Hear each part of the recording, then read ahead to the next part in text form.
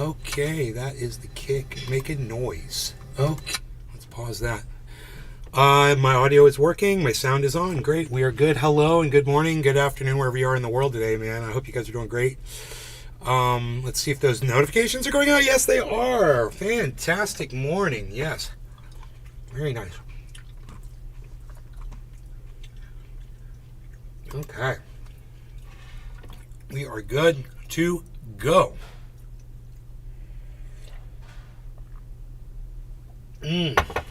Excelente.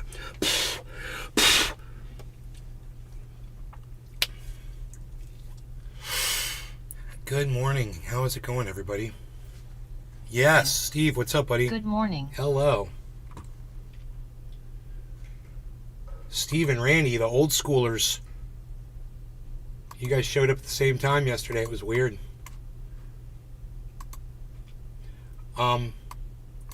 Oh, my audio is acting weird again when I open the volume mixer. It's just giving me a circle of death over my volume mixer and I can't click on it. That is typical here. Yeah, maybe I could figure out what it is on the task manager and close it. Let's see if I can find it.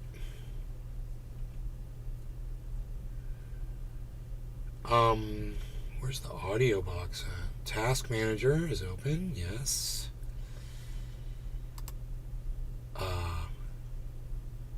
Settings is open. There it is, settings. In task. There it goes. I did it. Can you believe that? I figured that out. I'm not that dumb, man. I can't believe I figured that out, man. So the audio faders, Windows 11, it's a disaster. The whole. Hey, Josh G. Good morning, pal. Over there on the kick. What's up, buddy? How's it going, man? So much going on, man. What with the Thunderfoot upload, man, I couldn't believe it. I'm just like, I understand where he's coming from, but he just makes himself look so dumb. And people who actually believe in science and facts and stuff like that watch him are going to be really disappointed by what he says, man. He's toting the narrative from CNN. And we watch CNN and we laugh at CNN when we ostracize and poke fun at and humiliate and clown those fools at CNN because their narrative is so phony. This is the narrative. Send more money to Ukraine at all costs, regardless of the facts and the truth. Make sure we tell our audience whatever it takes so that they will support sending all of our money to war. That's it. That's the narrative. And guess who picked up that narrative? My all-time favorite podcaster in science. My all-time favorite podcaster, Thunderfoot. It's not the first time that he's defended Ukraine. He's got family or whatever. So, what's that do to you? It gives you a narrative. It gives you bias. He's not talking about science. He's not talking about facts. He's not doing an experiment and looking at the data. He's just pulling shit out of his Ukrainian ass. He's got family in Ukraine, so they're winning the war and Russia's made this huge error and this is their fault, falling apart at the seams. And we could watch the Thunderfoot video. It's a long video. And I'm not going to bore you with the video.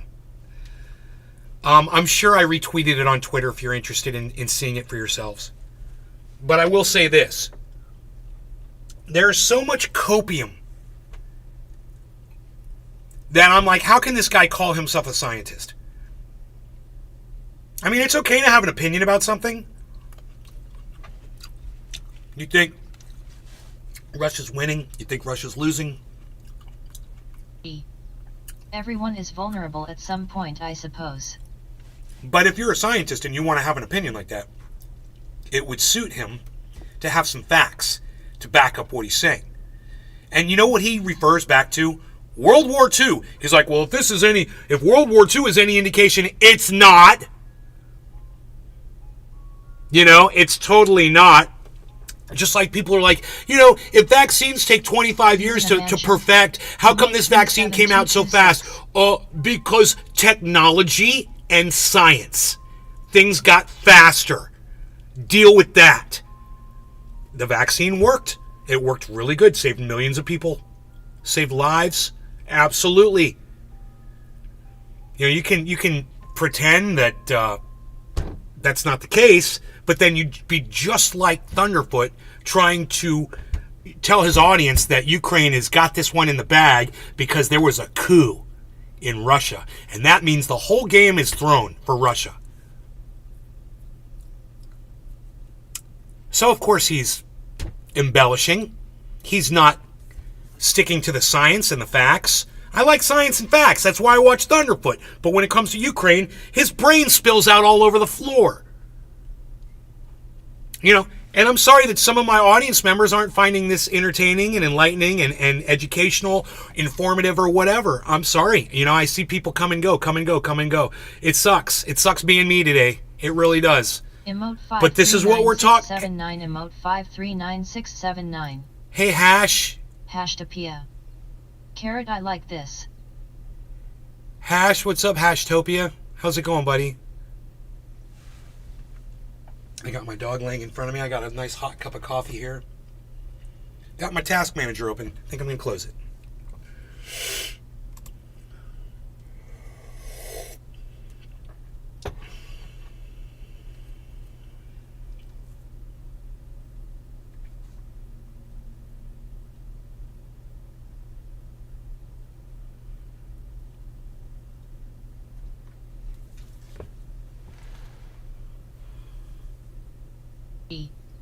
I'm surprised he went that route. I'm not. He's done it before.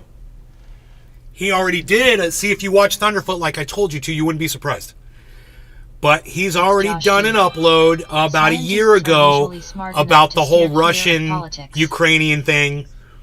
And he was just trying to explain the politics behind what was going on over there. He didn't do a very good job. He's very biased. And he explains that he's biased, and he says why he's biased. He's got family in Ukraine. So he's got a very biased, non-scientific way of looking at this stupid fucking war. It's just too bad that even Thunderfoot's sensibilities melt out of his brain when talking about something that he's biased about. You should have no bias on anything, man. Ever. And if you're going to have bias on something, maybe not a good idea to bring it up to your science-based audience on your podcast. Are you an underwear owner? Hashtopia. I wear the finest... I'm glad you brought that up. I wear the finest underwear in the world, man. See this? Sheath. 420. You see this, Hashtopia? Hashtag Poeliotics. You see this, Hashtopia? Sheath underwear. I'm wearing them right now. I'm wearing the shirt and I'm wearing the underwear. Not going to bore you with the underwear. But it is gorgeous and beautiful and makes me look cool, like a professional wrestler, and I kind of like it. But that's besides the point.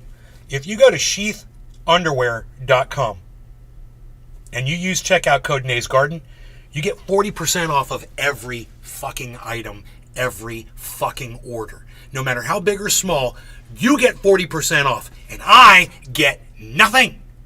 Why? Because they offered me 20% off for you, and I would get a 20% kickback from every purchase. And I said, no, I want that discount to go 100% to my audience members. I'm not trying to make money off them. Every other podcaster out there, you should ask them what their deal is. Say, oh, you're making money off of me, huh? Oh, okay, I see how you are. I'm not making money off you.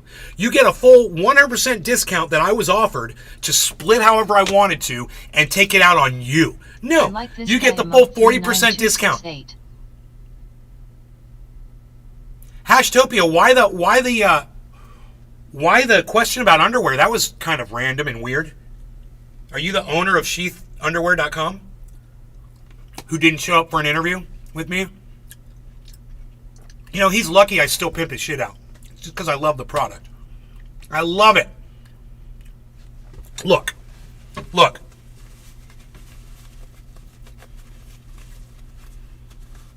What's not to love? about desert camo boxer shorts? What's not to love about desert camo boxer shorts? Right? Pretty cool of you. Pretty cool. It's fucking awesome of me and non-greedy, and it shows everybody that I really do give a fuck about you. It's way more than pretty cool. But thank you for the pretty cool. Yeah, it's way more than pretty cool.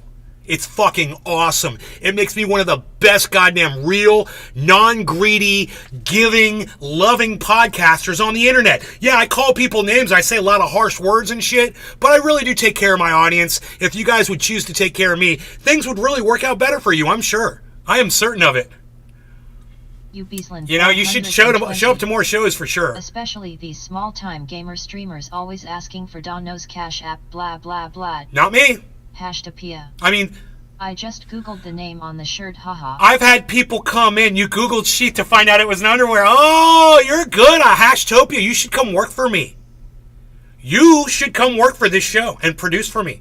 I'm looking for people like you who know how to use fucking Google and help me out on this show so that when I'm talking about something, I get stuck on something, you Google it for me really fast and come back with the response and the answer. It helps me out immensely. Man, I've told my audience plenty of times I would pay a producer to do that for me. None of them ever took me up on it. So I'm like, okay, whatever. Nobody wants to really do it. When Billy's here, he produces for me all the time. He goes out of his way. He does fact-checking for me. He does Googling, research. He checks out science that I'm talking about.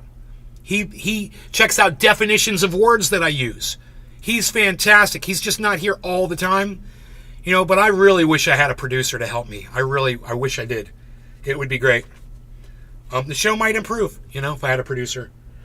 I'm definitely not a podcast eye candy kind of guy. You know, I want to come in here, I want to drink my coffee, eat my grapes, smoke my cannabis, and just put the camera on and do whatever. I want to make it look nice and fun for you guys, but at the same time, I'm not into all the technical wizardry. I'm just not. And I'm just not into providing you with an intro anymore, you know, and the goddamn screen, you know, and some TV set behind me so I can bring up stuff on the screen and talk about it and point at it and act like a goddamn mainstream media outlet. I'm not mainstream media. I'm just a dude in my house. I want to appear like a dude in my house. I always want to be a dude in my house to you guys because you guys are all dudes in your homes too, and dudettes, and however you refer to yourselves. So I'm just like you. Believe it or not, I'm just like you. Yeah, I'm not all fancy schmancy with a fucking producer and a goddamn backdrop. Ain't got one. Show. Good morning. I'm not all fancy schmancy, bought off and paid for like the Willie Bragg show is. I'm joking, buddy. I was just watching you the other day, man. It was good. I was watching with my mother, and then you said cocksuckers, and I had to turn you off. And then I understood why people turn me off. My mom was like, I was like, well, he was talking about Republicans. Oh, it's so funny. One-man band. I'm a solo artist. I'm the human jukebox. Look, I've actually got some content for you guys today. Once again, you know, the show numbers are dying off, and it's okay. I'm really not that mad about it today. But I want you guys to know. 12 plus 7. 19 plus 5. 19 plus 3. 19. It's 22. Okay. This is the content that I'm bringing, okay? Here it is. And I want you guys to check this out. I want you to listen. Show. This is the... I am sorry about that. This is basically a summary, a breakdown, if you will, of the stupidity of humans, right? We are a dumb bunch. We do really stupid shit.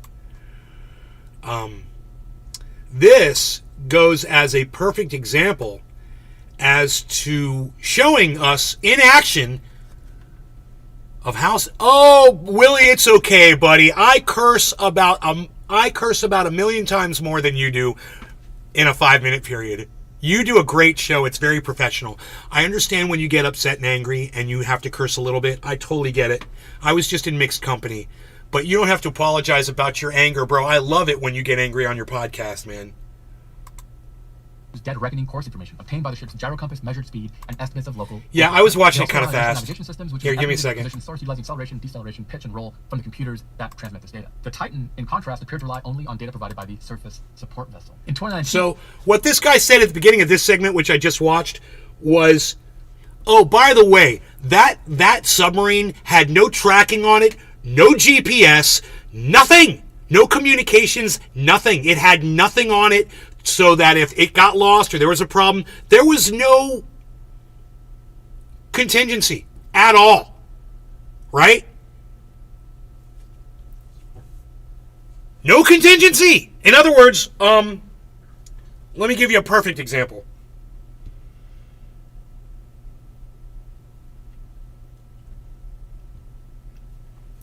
I'm going to get into my car.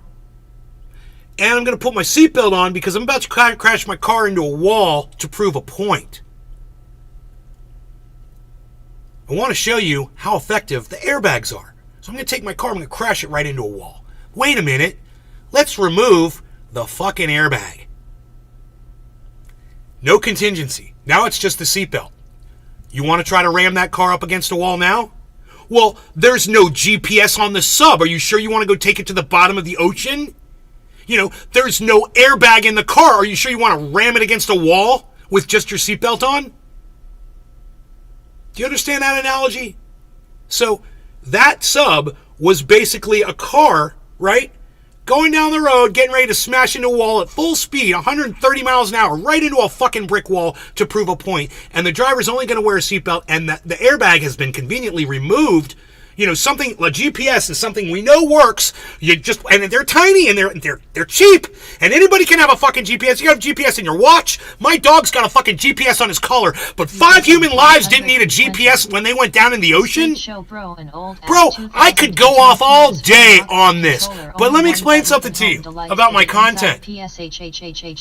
My content, my point, has already been made. I could go point for point on this video. We could keep going and going and going. And I was planning on doing that. I wanted to see what was going to happen next because he's going to explain exactly what happened to that little fucking tin can. And you know what? I don't fucking care anymore. I made my point. This is how stupid we are. And this is the culmination of humanity right here. That we will make a sub and put 5 people on it, and oh yeah, we're not going to put a GPS locating device on it, you know, because we saved $10. What? Dude, my GPS on my dog cost $35. And you're not going to, and it tracks him all over the world, and you're not going to fucking put a tracking device on a sub with 5 human lives on it? So I'm done.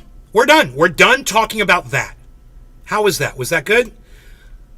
Let me know. Let me know in the chat. Please, let me know in the chat if you got something out of that little convo right there. Was that good enough? Can we move on to the Thunderfoot thing now? Which is just, you know, wow, because it's fucking Thunderfoot. But I got to go there. So let's move on. I'm going to save this in the show archive. Oops. I'm going to save this in the show archive. Well said, moving on. Thank you, Josh G. Okay, thank you, Josh G. I really do appreciate that, buddy. It's amazing what I have to do to try to get a response out of people today, but I just would like a okay or whatever, something. $250,000 some kind of a goddamn scam. Yes, Hashtopia, $250,000. How much of that $250,000 went to the GPS locating device? Oh, that's right, none of it. Tired of that damn sub. Don't want to hear about a sub again until I'm at Subway, lol. He uploaded the same video twice? Hashtopia. Per ticket BTW. Which Dabs 4 days. What's up, Nay? Hey, Dabs, check this out next. Watch this.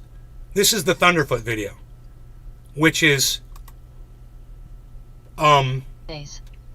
Your title on Kick isn't changing. Yeah, I know. Fuck Kick. I know it's not.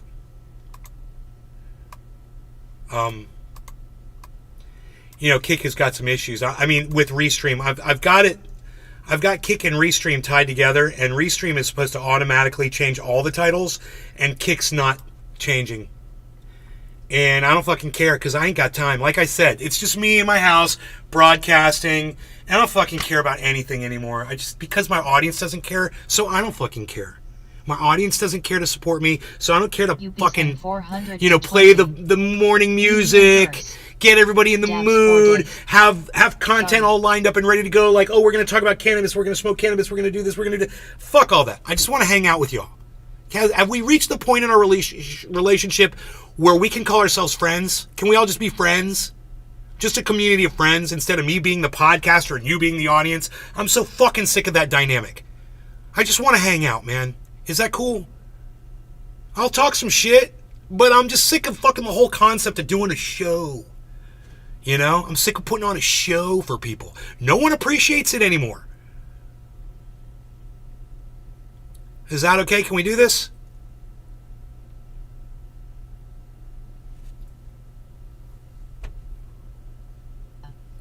Yes. Yeah. Great. Then if we can just chill and get high, drink some coffee, eat some grapes, and talk some smack, that's why I'm here. And if you don't like the smack talk or whatever, I get it. Sorry I lost you. Lost a lot of you. It's going to keep happening. I promise you. And those of you who've got the spine to withstand, what I spew, then we're going to have a great show. All of us are going to have a great show. You Beaslin 420. Beasel's right here. I'm here for the Beasel. Dabs 4 days. Didn't mean to upset. No, I'm not upset at all. In fact, I'm very happy. I just want people to know where I think our relationship should be now. We've been doing this for years. It's time for us to call each other friends instead of you being my audience or chat. Okay, chat. I'm so sick of hearing podcasters talk to people like that. Hey, chat, what do you think? Hey, chat, what do you think? Oh, is that you? Your chat? Fuck that shit. You're human beings, and each one of you is an individual. And you know what? Because I got such a small audience, I can actually see all of you individually. Like Bad Blue Draws here. Yeah, let's see if all these other podcasters out there know all the nicknames of the people that they're talking to, know who they are, know what they're about, know if they got kids, have jobs, what they do, what their medical fucking problems are, what they have to deal with the law, what their marriage status is, any of that shit. I'm all over it. Because we're fucking friends, man. So if you're not my friend, just leave. If you think I'm here as your entertainment for today will be, no, I'm not your fucking clown, so go fuck off. You think I'm your friend? Great. I think you're my friend too, man. Let's be friends. It's just a part of the streaming lingo BS that's getting super old. Well, it's more than just lingo. Check this out, Enoch. It's a state of mind. You're above those people. I'm above my audience. You're just chat. Okay, chat. That is so fucking lame. You're not chat. You're fucking human beings, and you're individuals, and I love each and every one of you. Even the troll cunt motherfuckers that I call troll cunt motherfuckers. I even love you little bitch-ass motherfuckers. Hey, don't get a little hard on and think I want to hear from you. I'm just telling you, I love you. I'm a troll too, so I get it. I want attention too. I totally understand. I'd like to give you attention if you're deserving of it. It doesn't take a lot. Just be friendly, calm your asses down, and boom, you're in the family. It's that simple, man. And there's some guys in here that are hardcore disbelievers in what I say. And we're friends. They know who they are. They're watching right now. And I know they're watching right now. And I know we're talking to each other right now. And it's cool. It's totally fine. If you think that because we have disagreements, we can't be friends, well, we can't be fucking friends. It's on you. It's on you. So I'm extending my hand. You Beaslin 420. I can't wait to get my wings like Paulie. I can't wait till I get older so I can get my wings like Paulie. Yeah, only a friend would know what the fuck that meant. Because we've been spending so much time together on here, right? We're friends. When I talk about Enoch, I was like, that's my friend Enoch. I don't say that's an audience member. That's chat. That's a part of a big machine called chat. Shingles doesn't care. Very good. Now we're all on the same level. We're all friends. Let's get into this. Because this, you know me, right? I love Thunderfoot. I love everything about the man. But no matter how much I love you, when you get something wrong, I'm going to call you out on your bullshit. And if we can't be friends because of that, so be it.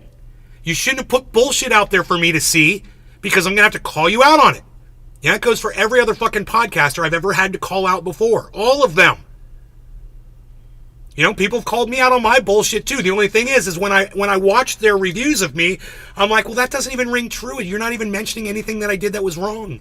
You're just mad at me.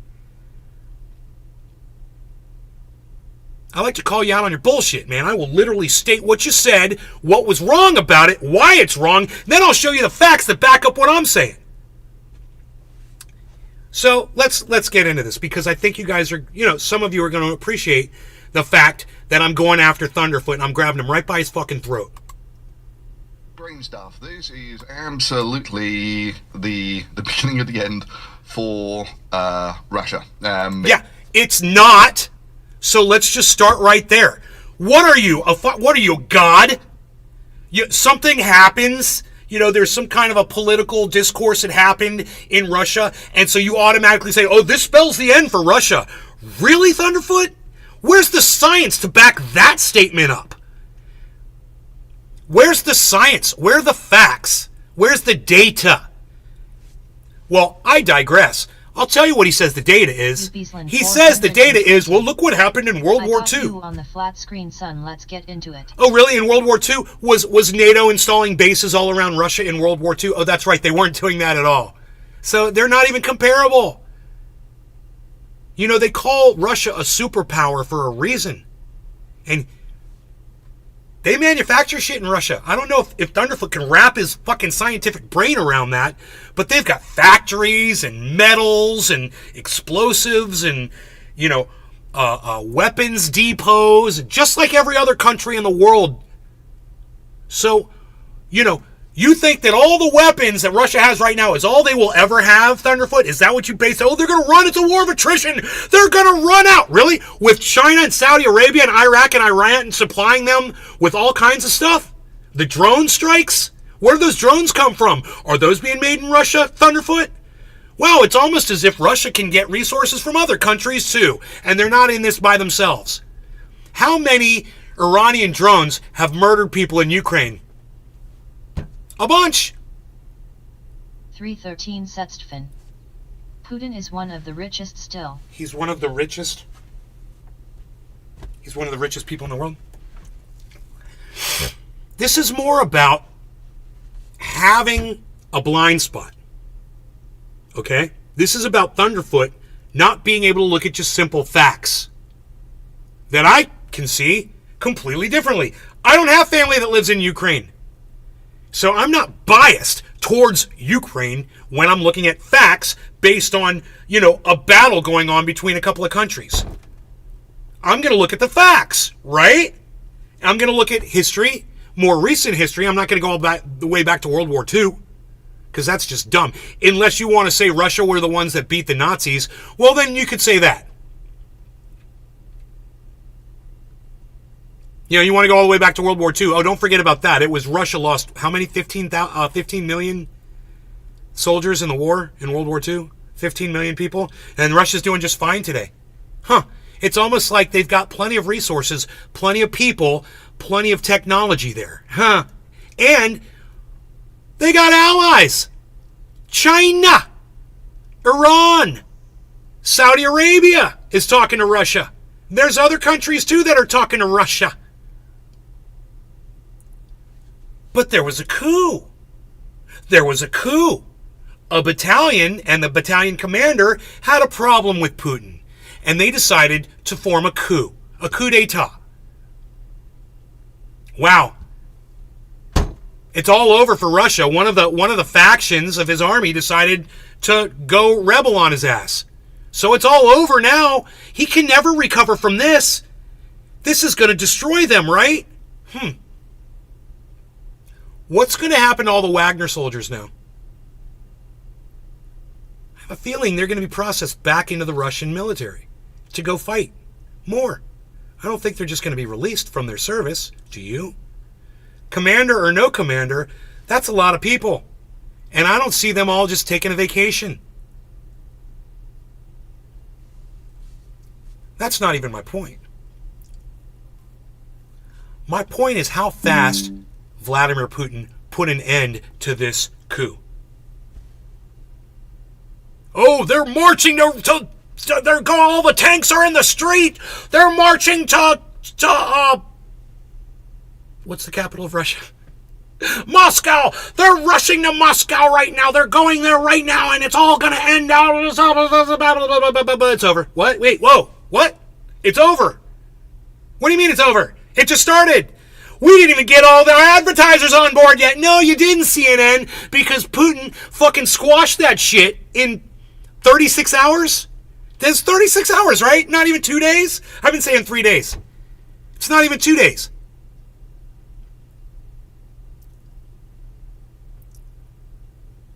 It started, it ended. It lasted 2 days. That's what happened. Those are the facts. This coup lasted for 2 days. No one died. No bullets were fired as far as I know. I heard there was some activity or something, but no one got killed, supposedly. There was no action between the Russian military and this detachment, the Wagner group. They just shook hands and said, okay, we need to get back to the business of destroying Ukraine and destroying the finances of America and destroying their ability to commit imperialism all around the world. Because we're sick of all these NATO bases popping up like herpes sores all around our borders. That seems legitimate. And if you put America in Russia's shoes, and there's a bunch of Russian bases, Russia's NATO, being put around the border of the United States of America, oh well, that would never happen. We freaked out with the Cuban Missile Crisis, so that one Russian base we took care of, and now we don't have any bases that are Russian around our border. But America has bought off all the countries on the Russian border, right? We bought them off. Oh, we'll do this for you. We'll do that for you. Just join NATO. We're going to send you so much money and resources. We're going to set up nukes and we're going to protect you from what you don't need to be protected against. We're going to protect you. We're actually going to be the cause of what you need to be in fear of. Actually, we're going to create drama where there was very little. Anyway, how far did we get into this video? 10 fucking seconds. And I created like 10 minutes of content from 10 seconds of Thunderfoot video. Off of one stupid statement that he made. Do you know how many stupid statements he makes in this freaking abomination of a podcast? 20 minutes worth. And we're in 10 seconds. Let's just see how much further we can go. I really need to smoke something. All going to sort of crumble from here, and for this you only need to know sort of 2 axioms of old, which are, the first one is a house divided against itself cannot stand. The second is, if you get locked in a war of attrition with a bigger and better opponent, you're gonna... War of attrition, everybody, every time he says war of attrition, not notified. Every time he says war of attrition, I want you to do a bong rip with me. Now, let me ask you this, war of attrition. Vladimir Putin moved in and took the land. He has it now. They've formed a basic, a firewall around the land that they took. And Ukraine claims, oh, we pushed forward 500 meters. We pushed forward 300 meters here. They're not doing anything. They're not getting anything. They're rolling over hills and fucking fields, and there's no infrastructure. And all they're gaining is a little bit of territory here and there, gaining it back. Russia's got to figure out what they're going to do with Wagner. I have a feeling they're going to deal with that rather quickly, like they dealt with the coup. But for Thunderfoot to say that this is a war of attrition, hey man, as far as Vladimir Putin is concerned, the war is already over, dude. He won. He took the land that he said he was going to take. He's protecting the ethnic Russians in that region now from being shelled out of their homes, which was the whole point. And now it's not the war of attrition. The people who are benefiting, the people who are on top right now, are the people who have the land. Hey man, what is it? Possession is 9/10 of the law. Yeah, Russia possesses that part of Ukraine now. So you're going to have to fight your asses off. Resources, bombs, shelling, military, lives, tanks, you name it, to just try to get the land back that Putin's already taken. He's won already. You need to start a whole other war here, an offensive, to try to take it back. But as far as Putin is concerned, he already fucking won. He did what he said he was going to do. Interesting, right? They're not trying to go any further than what they've done. They took the land they said they were going to take, and they fucking stopped. They didn't go into Poland, you know? Oh, they're going to take Poland next. They're going to go into there. They're going to... No, they didn't.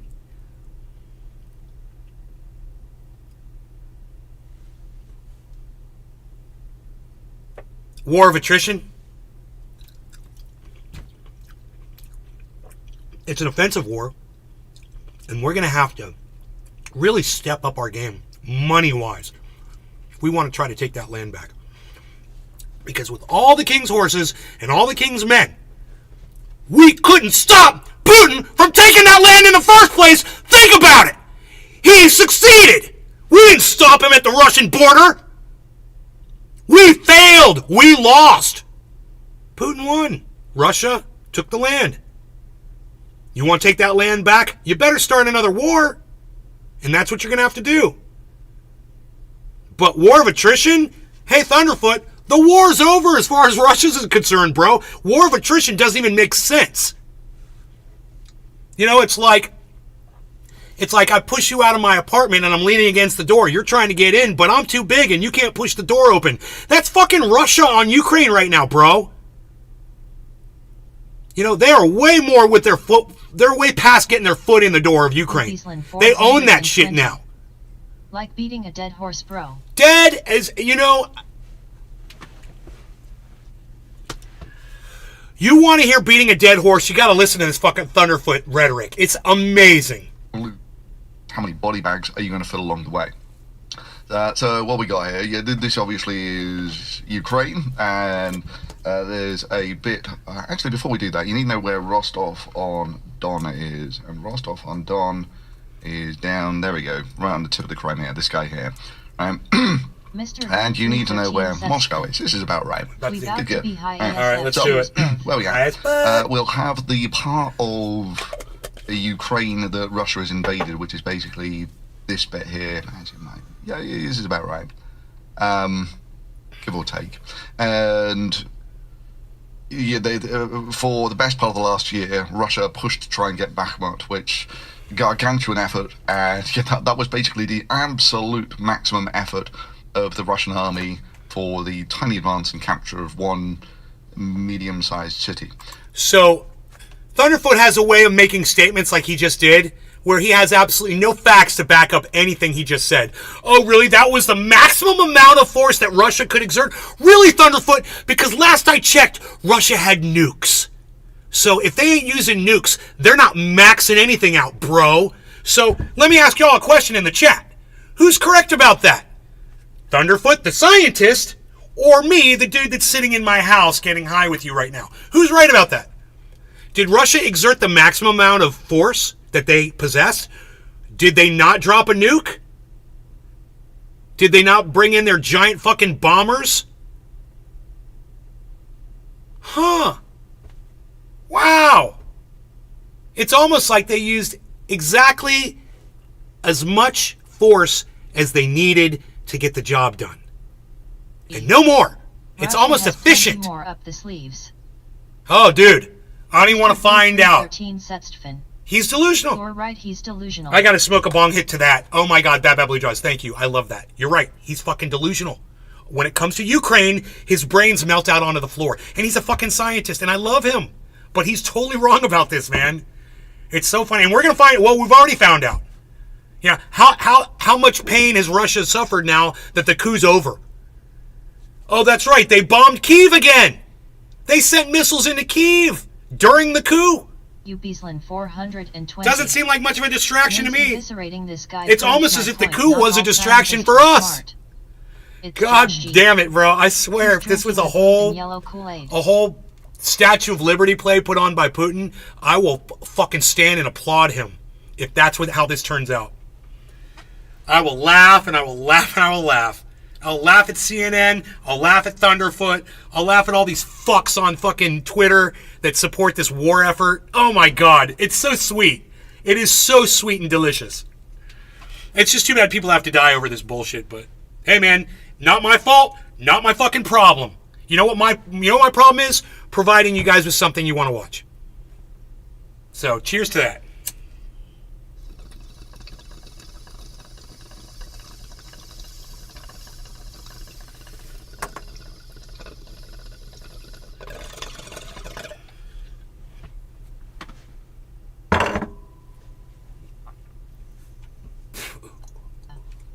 Do you play Call of Duty?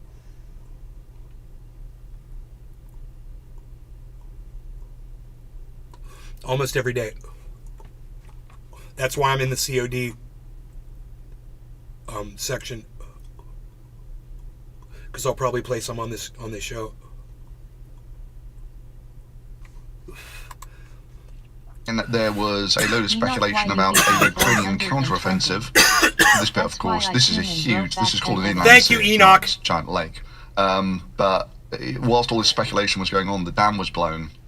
And this is a problem because, technically it cools one of the nuclear power stations. That's a minor concern in the, you can pump water in there and shut them down to all sorts. It's not like Fukushima, where they're in the immediate aftermath of a giant earthquake and massive tsunami.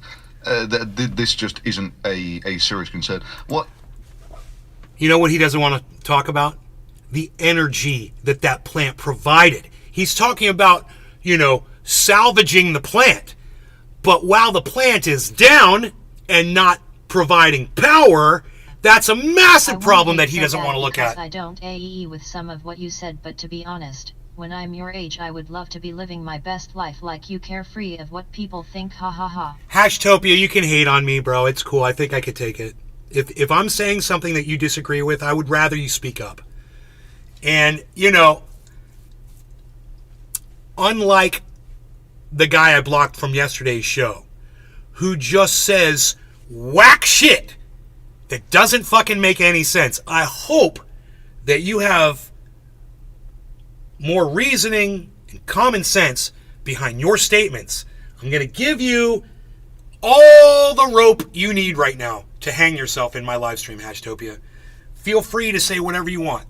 I want you to feel free to say things. Nothing wrong with having an opinion. There's nothing wrong with having an opinion.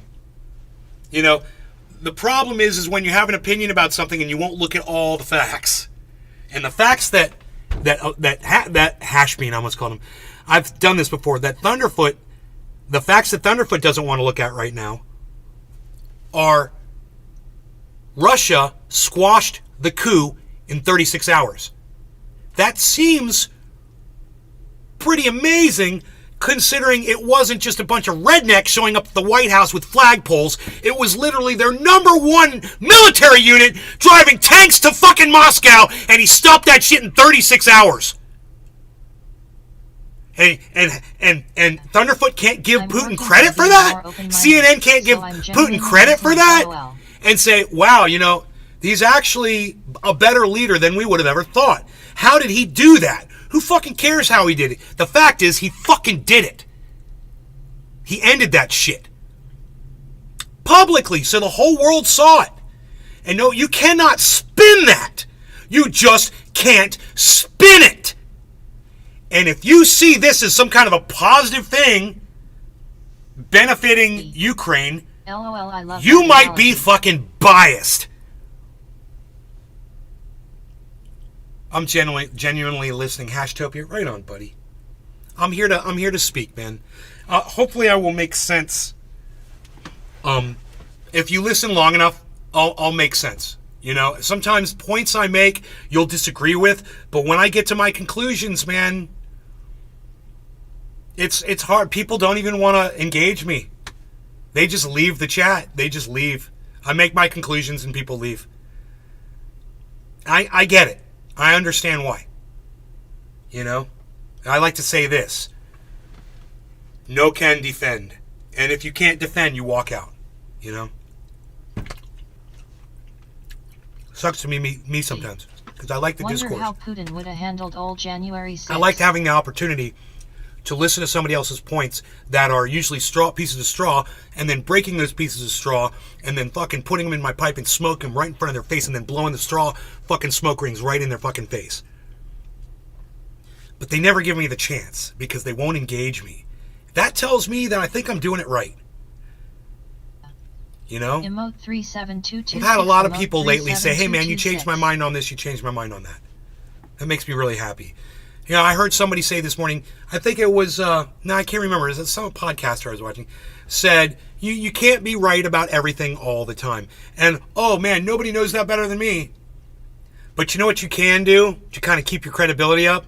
Is when you get called out on your bullshit, you go, hey, you know what, I'm not going to double down on this because you know what they said was right. You caught me and I was wrong. And you go public and you retract it and you say, hey man, I fucked up when I said this. Or, hey man, this is a good one. Hey man, I've completely reversed my opinion, my stance on this subject. I've completely reversed how I feel about certain people. I've completely reversed how I feel about this topic. I used to think this, but now I think that. So people can actually experience that growth, that evolution that happens within you, and maybe will inspire some in them. I got to tell you, man, I got some content about RFK Jr. and Back to the Science, and it's not in the context that you guys think at all. And if you like RFK Jr. for his vaccine standpoint, you're going to love the content coming up after the Thunderfoot thing.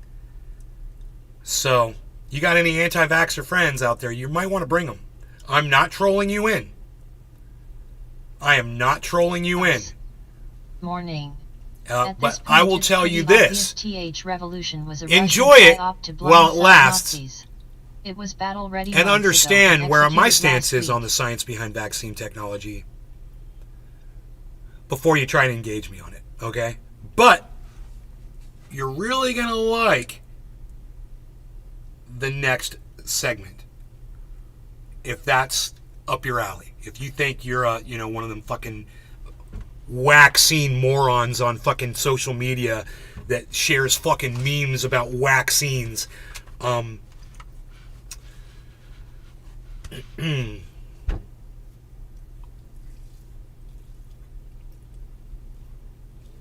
you're really going to appreciate that next segment. Dr. Susan Oliver versus RFK Jr. Money. BTC going nuts. Yeah, bull market money. It's up. We got it right here on screen. Yeah. 31,000 we hit. Everything's going up. That's great. I'm making money. I mean, I'm still in the negatives right now, but I'm short BNB and long BTC. What I'm trying to say is my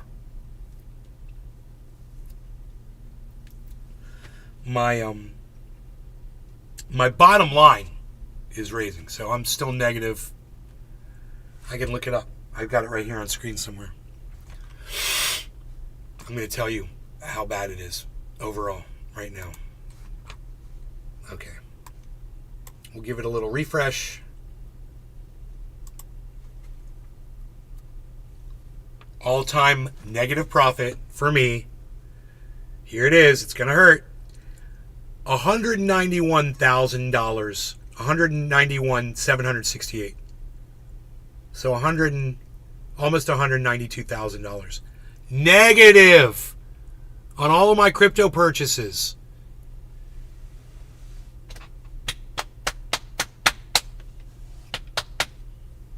Overall, total, including almost everything.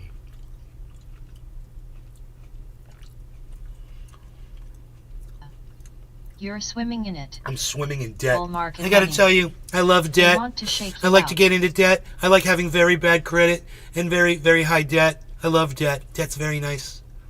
I like to have debt. I like to do the debt thing. Hashtag I like to get debty with it. Emote I 539679. like to debt it up. Mr. Blue 313 Setstfin. Ouch.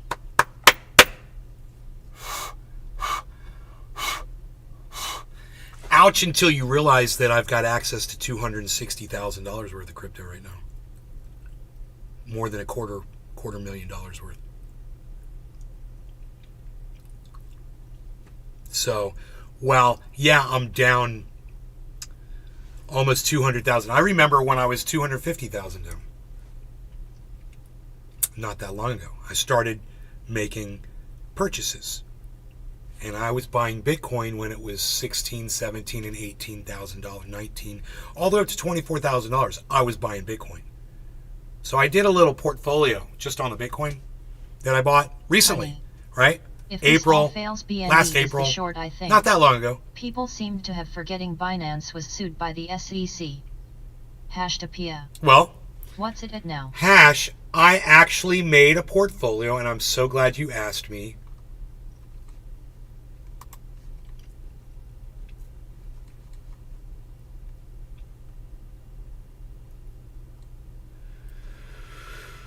Where is that? Where is that portfolio I made?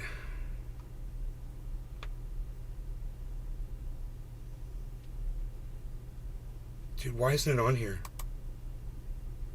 Oh, there we go. Ubeaslan 420. I didn't realize how big that ink coffee mug is until I put you on my big screen, son. So I just wanted you guys. Hashtag. How much is a single Bitcoin? Right now, a single Bitcoin is $30,746. Okay. Are you guys ready for this?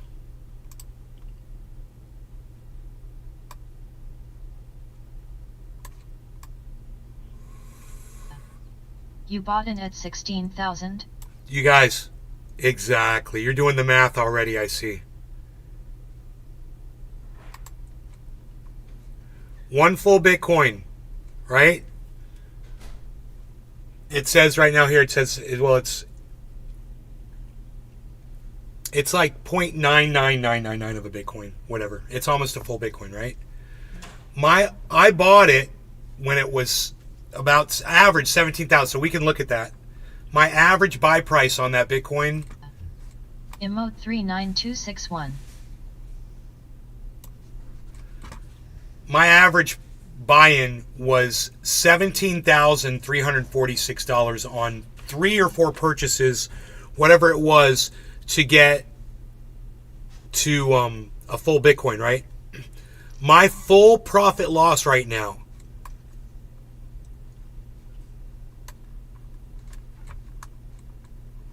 Money.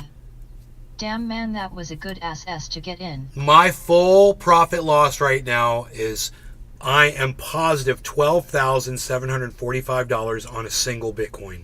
So if you had bought a Bitcoin when I was begging you all to buy a Bitcoin on my live stream, I'm like, I'm buying a Bitcoin. I'm totally buying a Bitcoin. I bought a Bitcoin. I'm buying a Bitcoin. Everybody, you should all buy Bitcoin right now. It's fucking, these prices are crazy. And I sounded like a fucking maniac. That purchase that I made over a period of one day to buy a whole Bitcoin in one day, I did. I bought a whole Bitcoin in one day. I've got all the purchases, all the dates, all the information. I got the receipts. It's all right there on that page. $12,700 profit just for, instead of leaving my money sitting in a fucking bank getting 0.05% of interest, I got 72% interest. I'm waiting for the doubt and uncertainty on to come my back and you on my have enough good buy like $17,000. that. So, you know, that's how I do it. That's how I try to make up for spreading my money out so thinly across every fucking crypto ever, thinking that, you know, I put $1,000 on this one, $1,000 on that one, $1,000 on this one, $1,000 on that one. that was going to help me find the one, and I'd already been in on it a little bit, that was going to skyrocket and really make me super wealthy. Seriously. And it worked. It really did work. I really feel like Harmony 1 is the one, and it's going to go. Right now it's at... I mean, just look at the charts, guys. You know? They're all doing the exact same thing. And Bitcoin's on this uptrend, and everything else is on the same exact uptrend. And I told you, all these cryptos almost always duplicate each other, and they will all ride up together. Right? And I told you guys this over and over and over again. I said, so Harmony 1, this one right here, I bought a ton of this at a penny. So my penny purchases of that are in profit right now. And if you had bought it when it was a penny, when I told you to, when I begged you guys, get some fucking Harmony. I say it all the time. I was like, it's a penny. Well, it's getting ready to go up. It's almost a penny and a half. It's working its way up to a penny and a half. That's not too late, man. It's going to go up to fucking 25, 30 cents. Do you understand what that means? I guess not. I think more of you would be holding Harmony if you did.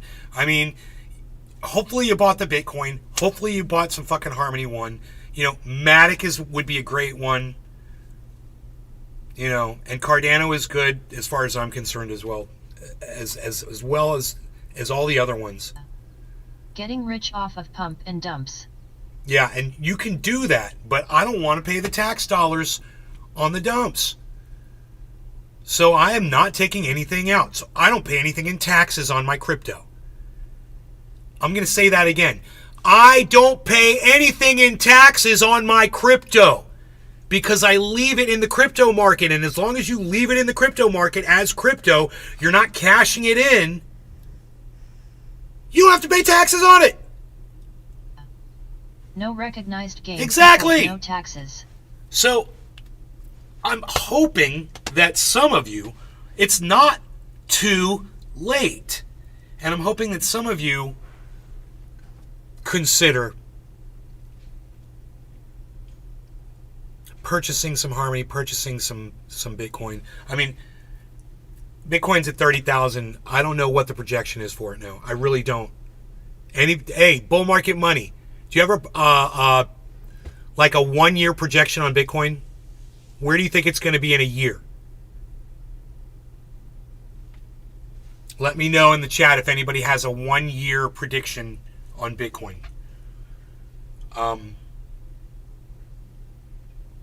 Because I know people are in a hurry to make money. Well, I just made a shit ton of money since fucking April. 4 months. 4 months, as long as it takes to grow cannabis. Right? You could have grown your fucking finances. You had money sitting in the bank. Well, guess what? It's still sitting in the bank. Isn't it? Because you didn't want to take that risk. Well, I'll tell you what to do. I'll tell you when I'm doing it. And you guys can choose to do it or not. Back to the horse analogy.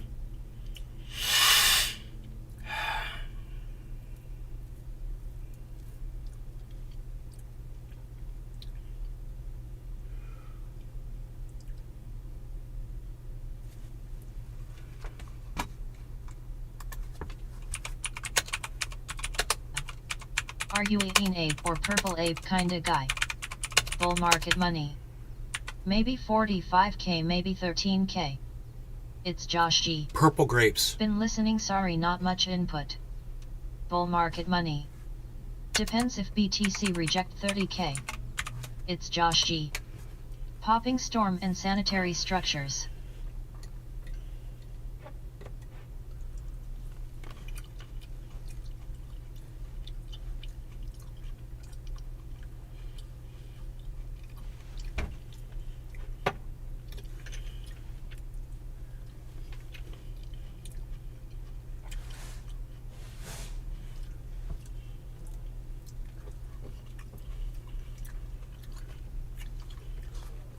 Money. The long BTC holds above 30k, the more confidence comes back, so that's good. Where's Meta at right now?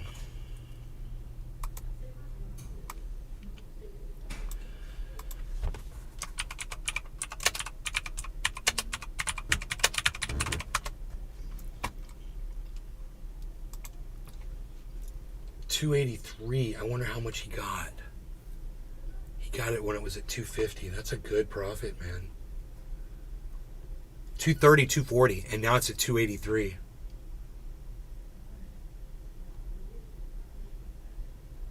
Huh.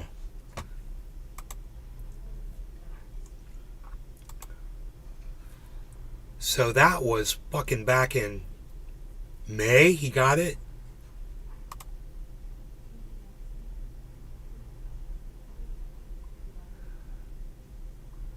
$240. April, May. April. So he bought in April.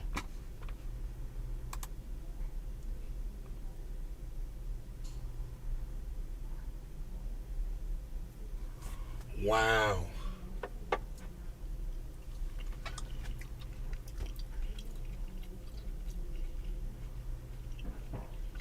So it all depends on how much money he dropped on that purchase.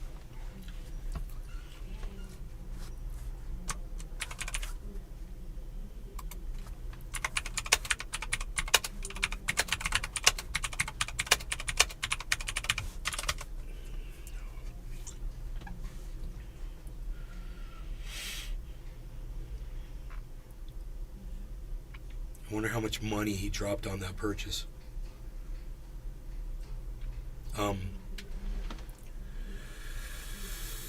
So for my $17,500 purchase, you guys can all see my $17,000 is now worth $30,000. So that's a 50% jump.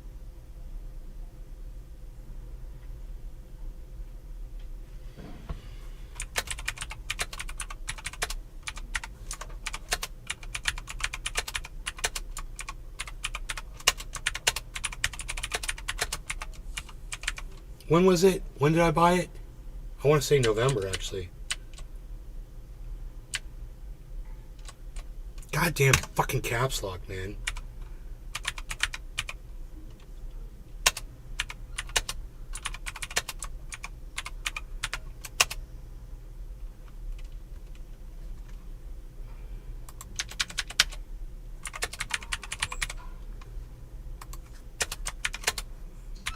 I think I got it in November, actually.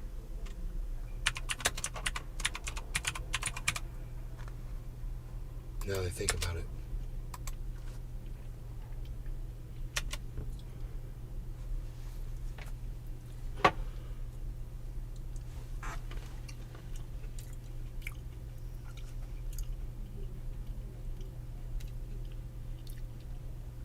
I don't understand why it calculates the profit so high. It says I'm at 72% profit.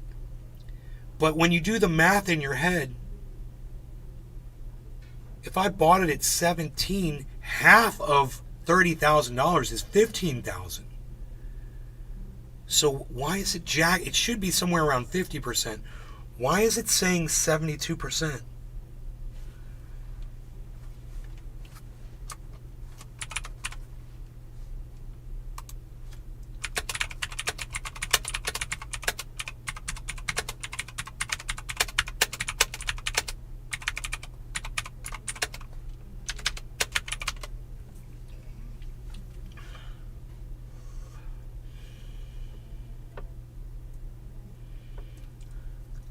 The guy said, you better save for taxes. I said, I don't have to pay taxes because I don't withdraw it.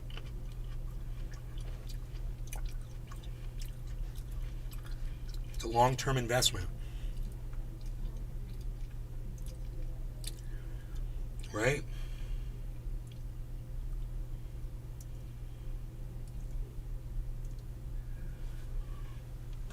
Well, let's do this fucking back to the science versus RFK Jr. thing. You guys ready for that? I personally think LTC has a bright future still. Is it in a Bull retirement market account? money. Time you buy and sell I'll give you a Bitcoin, prediction. taxes. 1 year from now, I bet ETH will no longer be number 2. Even if Bull you're market selling money. it for other crypto. But I know. BTC will stay number 1. Joel Froggy.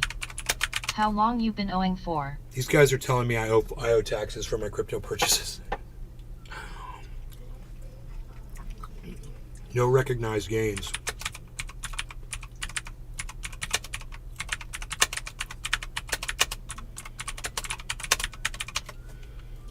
think I took out $9,000 or $8,000, and I had to pay taxes on that because one of the exchanges failed, and they had to give everyone their money, and they had to, it was Celsius, and they claimed they gave me money, but I never got the fucking money. They were like, oh yeah, he made $6,000, whatever it was. He made this much money in he bought at 166. Whoa. He bought at 166, dude. That shit fucking doubled. So that's a long time ago that he made that purchase.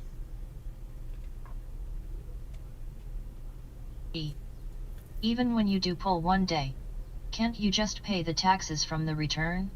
Or does it have to come out of a diff account?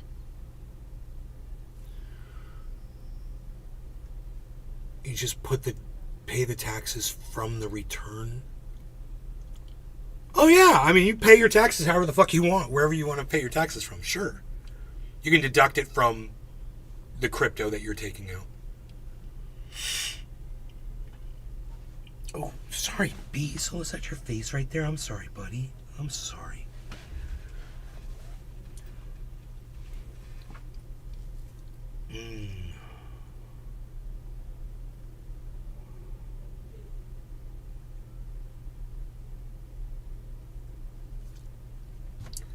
The dude was in Destiny's chat, said, "Nay, you have to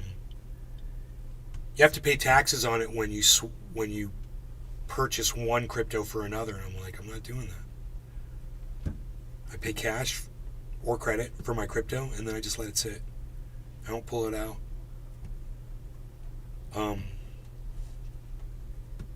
That's a beautiful thing about it. You can move it around, you can put it in an offline wallet as long as you don't cash it. You don't have to pay taxes on it. I don't have any money to show for that. I don't have any cash. That shit could all get liquidated tomorrow. It would be worth nothing.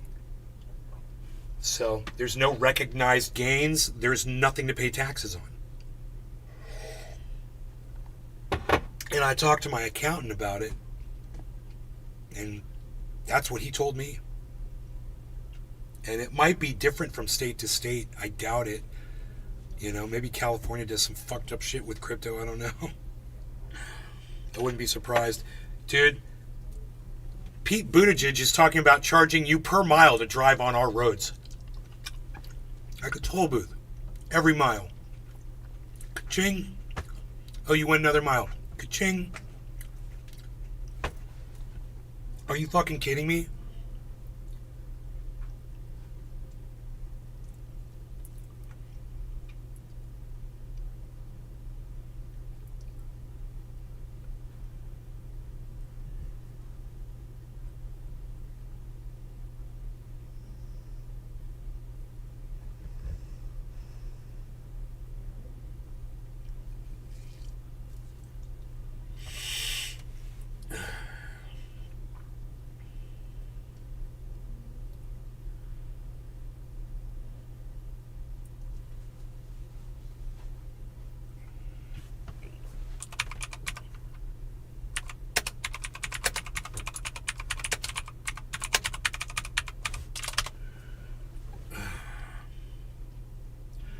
Okay, here we go. This was on Twitter. This is going to be fun and exciting and interesting. I think you guys are going to dig it. Because you guys know where my stance is on all of this. We've talked enough about it. How I feel about the science. Look, there's old Pete Buttigieg talking about, you guys follow me on Twitter, you already would have known this. Because I retweeted this already this morning. That's how Twitter works. Just so you guys know. I'm at Nays Garden on Twitter.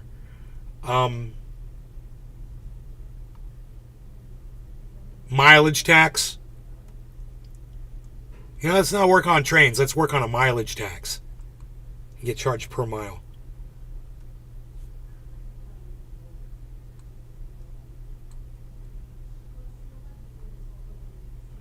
Malaria reported in Texas and Florida. Isn't that weird? It's almost like a plague on the two states that deserve it the most.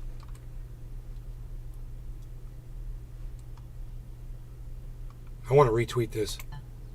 MTV Cribs Tour.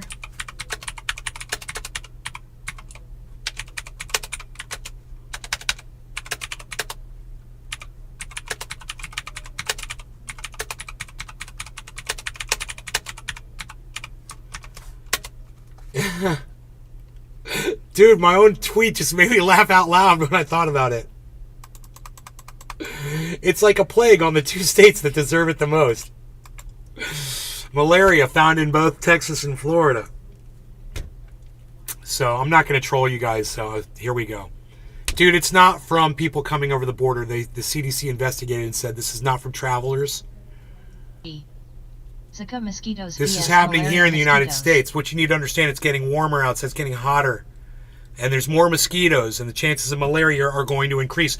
The chances of a lot of things are going to increase. You guys are going to find out because of the increased warmth and the heat that we're experiencing all around the world. It's only going to get worse. We've talked about this ad nauseum on this show. I'm not rehashing it, I promise you. We're going to move right on, okay? What everybody in that thread, underneath that thread, is saying is that it's Biden's border policy. Oh, it's all those immigrants flooding into our country, bringing malaria over. CDC is like, yeah, no, it's happening here. Has nothing to do with that. Has a lot to do with the heat. More heat, more mosquitoes, man. More mosquitoes, more chances of malaria. You can get a vaccine for that. You can take medication for that. I mean, I believe, isn't ivermectin? Oh, that's for ivermectin is for worms, for deworming. Hydroxychloroquine, that shit is for malaria, right? Now that would be a legitimate use for that stuff. Right? There you go. Sorry, am I kicking you in your face, buddy? I'm so sorry. I keep forgetting you're right there. Anyway. Interesting. We're going to get to this right now. No. It's coming up.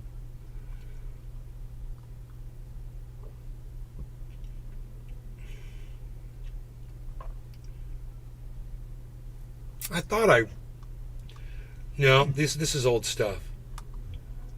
I got a weird notification this morning for spam on Twitter. I'm like, that's weird. What am I spamming? It would be under my replies, I guess.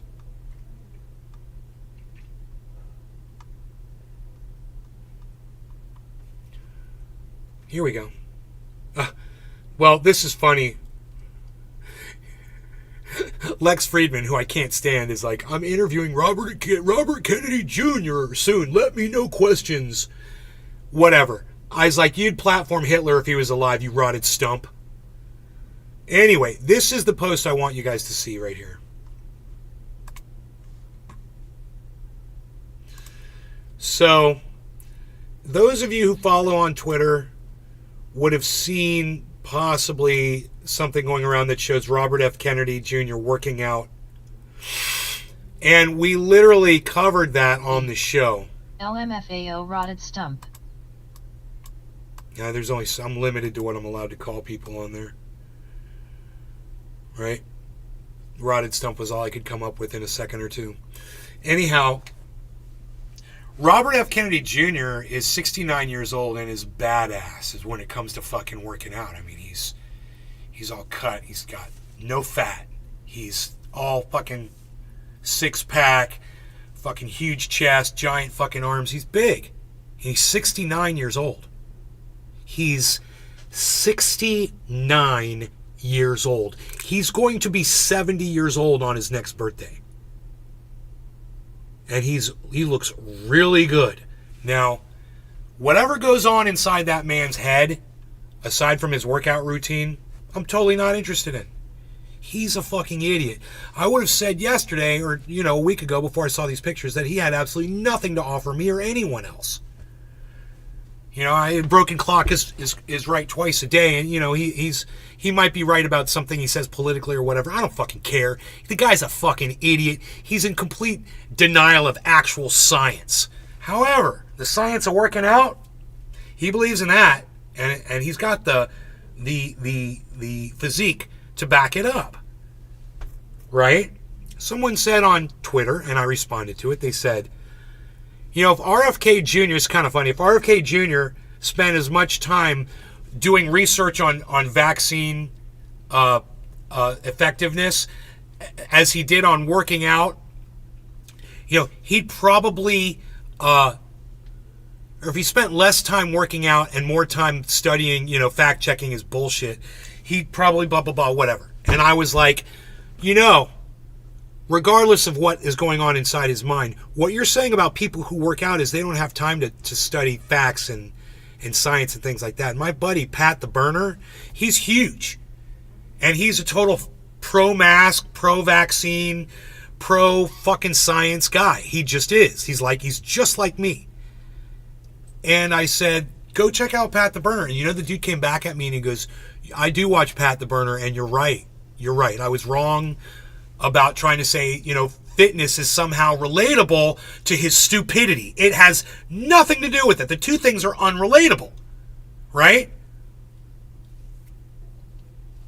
And then one of my other favorite podcasters, Back to the Science, Dr. Susan Oliver, she shows me how fucking ignorant and stupid she can be with this stupid fucking tweet that she just tweets out of the blue, and since I follow her, I see it. It's a picture of her. She used to be a weightlifter when she was younger, and it's a photograph of her bench pressing some weight. And what she says is, apparently, bench pressing is now the best way to show your scientific credibility. No, it's not.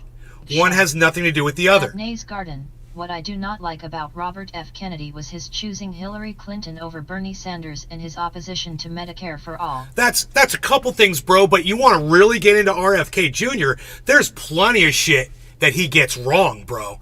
He says vaccine, I can't even talk about it. He says cause autism. He says that, HIV doesn't cause, I can't even say this stuff, doesn't cause AIDS, but supposedly it's, you know, having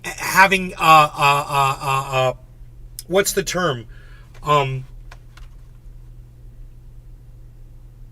you know, having men having sex with each other Show. And At drug Nay's use Garden, is the you are right cause about his of extreme fucking anti-vax AIDS. position. Bro, he anti-vax, anti-science, bro, anti-reality, man. Her back Bro, is a the bit guy up is a there for fucking that kind of psycho. claim. He's all over the place. He's CIA this and fucking what, I don't know what the fuck he's talking about half the time, bro. It's Josh G. I'm no expert. There's but I so think many that's problems bad with for that Yad. guy. He's not a viable candidate for president of the... These people are psychotics. Donald Trump. I mean, just think about the people who we've had for president right now. Fucking Joe Biden. Kamala Really? Kamala Harris? Really? These people are all idiots, man. They're all idiots. What was it? Brewster's Millions, bro. Yo, Willie Bragg. Do you remember Richard Pryor in Brewster's Millions? Do you remember what he ran as in the election at the end of that, where he's trying to spend all the money? So he ran because election's a great way to just blow through money, right? What did he run under? What was his ticket? Do you remember what he ran on? Show. At Nay's Garden, I like that he is pro-free speech and being pro-Julian Assange. Oh, bro. I mean, we were talking about, I tweeted something about Julian Assange. Somebody, it was that right-winger dude who wants to run for president of the United States right now. He's like, we have to defend, we have to find all the people in Jeffrey Epstein's book of Black Book, and we're going to expose. I was like, dude, why don't you get Julian Assange out, man, if you really want to help? You know, you're worried about exposing all the people. Hey, expose the pedos too, bro, but you're forgetting about something really important here. You want to talk about freedom of journalism? I'm for Cornel West.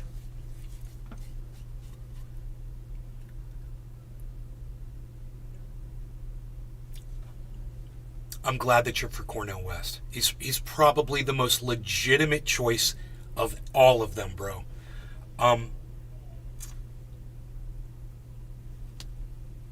I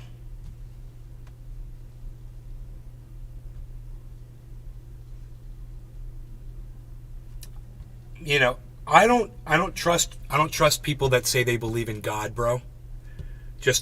It's just a rule of mine. It's just a little personal rule of mine. I'll be your friend. You can believe in God and Jesus and all that shit. I don't fucking care. My mom, she just told me she doesn't believe in God after what happened with my father. She's like, that's it's bullshit. No God would make people go through what I'm going through. So when I look at someone like Cornel West and he talks about Christian values, the hair raises up on the back of my neck, bro. There is the Convo Couch, Craig Pasta Jardula did an interview with Cornel West. I'm assuming you saw that. Craig gets a lot of shit wrong, dude. He's a full-on right-winger. He's in total denial of his right-winger status. He just wants to call himself independent, whatever the fuck. Listen to what they both had to say about elections. You'll just hear Cornel West chew him up on almost everything. But Craig makes some good points when he says, you write off everybody who's a Trump supporter, and how are you going to win them over? Well, Craig is one. He is a Trump supporter. And he's literally speaking for himself when he was talking to Cornel West. Cornel West, as far as I can see, if somebody had a gun to their head and they had to vote for somebody, yeah, that would be the choice. But, God, did you hear that? Gun to your head. That's literally how I feel about voting for anybody now, bro. Anybody. Because every single human being has been corrupted that's ever stepped into this fucking American system of government. They all get corrupted. They all say this, I'm going to do this, oh, I trust him, he's a very easygoing, nice guy, blah, blah, blah. I like him, he's a likable guy, and I trust him. He gets in there, and what's he do? I'm going to drone bomb as many motherfuckers as I can. We're going to run out of bombs. Good thing my name's Obama, and nobody realized, that analogy.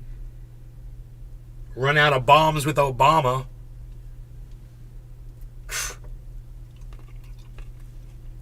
They're all liars. And they all have a narrative. And do I trust Cornel West? No, I don't. Does he believe in a God? I don't know. I'd like to find out. Because if I could find out if Cornel West actually believes that a God exists, I could tell you for sure that I don't trust the fucking guy. But I don't know where he resides on that. I just have a bad feeling when he starts talking about Christian values and shit. I don't think his heart's coming from the right place.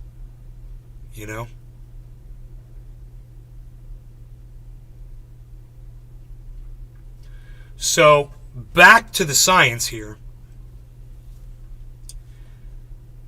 She says apparently bench pressing is now the best way to show your scientific credibility. If only I had known, I wouldn't have had to bother with the PhD. So she has a PhD and Robert F. Kennedy Jr. has nothing. Right? He's just a fucking ex-junkie who's now working out and looks pretty good. 69 years old. It only took him this fucking long. Hi. Hey, Sanjay. To basically get to the position where he feels, that he should run as president. Wow. The Willie Bragg Show. At Nay's Garden, the sexy and beautiful Tulsi Gabbard and the equally sexy and beautiful Alexandria Ocasio-Cortez disappointed me. Me too, bro. I was going to mention AOC and I decided not to. You're right. And Tulsi disappointed me too when I heard about her. The very first thing, she's an ex-military. I was like, oh, she chose war as a solution? Yes. Well, that's wrong. That's as bad as believing in a God. You believe in war as a solution to our fucking problems. That's a problem. That's a huge problem I had with Tulsi Gabbard just starting out. Then I started listening to her, and who was it?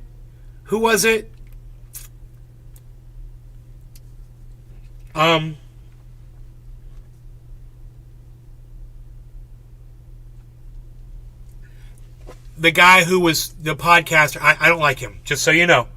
I don't like this guy. The guy who supported her like 100%, was her like her mouthpiece on YouTube. I can't think of his name. But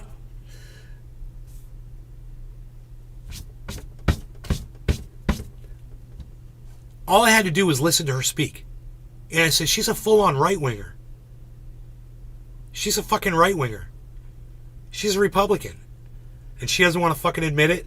She says she's an independent or a Democrat or whatever. I'm like, bro, I've got old videos on my channel. If you look up Tulsi Gabbard, I bet you'll find an old video of me calling her a right-winger. In fact, I wouldn't be surprised if I've got a Nays Garden video that literally says Tulsi Gabbard is a Republican or something like that. She's super conservative. Dave and a liar about what she was. The Democratic Party LMAO, she never was in it. Exactly. Thank you, Dave C. Fishing. Exactly. The Willie Bragg Show. Nico House? Yes, Nico House.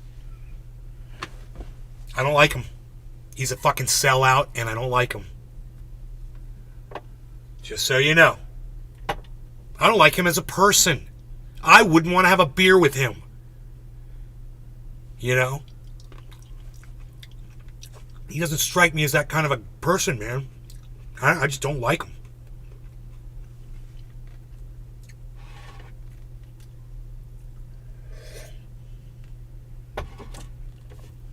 But aside from that, he sold out to that fucking Republic hunt, didn't he? He fucking sold out, didn't he? And way after I already knew what she was all about and calling her a Republican, he was over there licking her ass. And I'm like, oh, that just goes to show everybody that I was right about Nico House too. I nailed him. I nailed her. I've nailed a lot of podcasters out there, bro. You're one of the few, Willie, I gotta say. You're one of the few. Because today, I'm going after two of my favorites, bro. I'm going after both Back to the Science and Thunderfoot in the same show. And taking their knees out. He was OSS. Sellout. He's a sellout. What's up, Billy? Anyway. It's Josh G. Did Pasta Brain ever reply to you DM after your response? I don't see any messages up here, so no. Oh, I read you what he said back to me. He says he doesn't like me. I read that to you guys, right? I said, man, I like you as a person. Like, he's the kind of guy I'd sit down and have a beer with. Junkie. Even though I don't like his politics. What's up, dude? And I think he lies about shit. As far as the way he treats other human beings and the way he talks to them, I think he's a likable person. And that's the kind of person you can have a conversation with, right? I said, don't ruin that for me too, I said to him. In other words, his opinion was already shit to me. But don't ruin the fact that your opinion, and I said it without saying it, the fact that your opinion is shit. I like you as a person, Craig. Craig's like, I don't like you.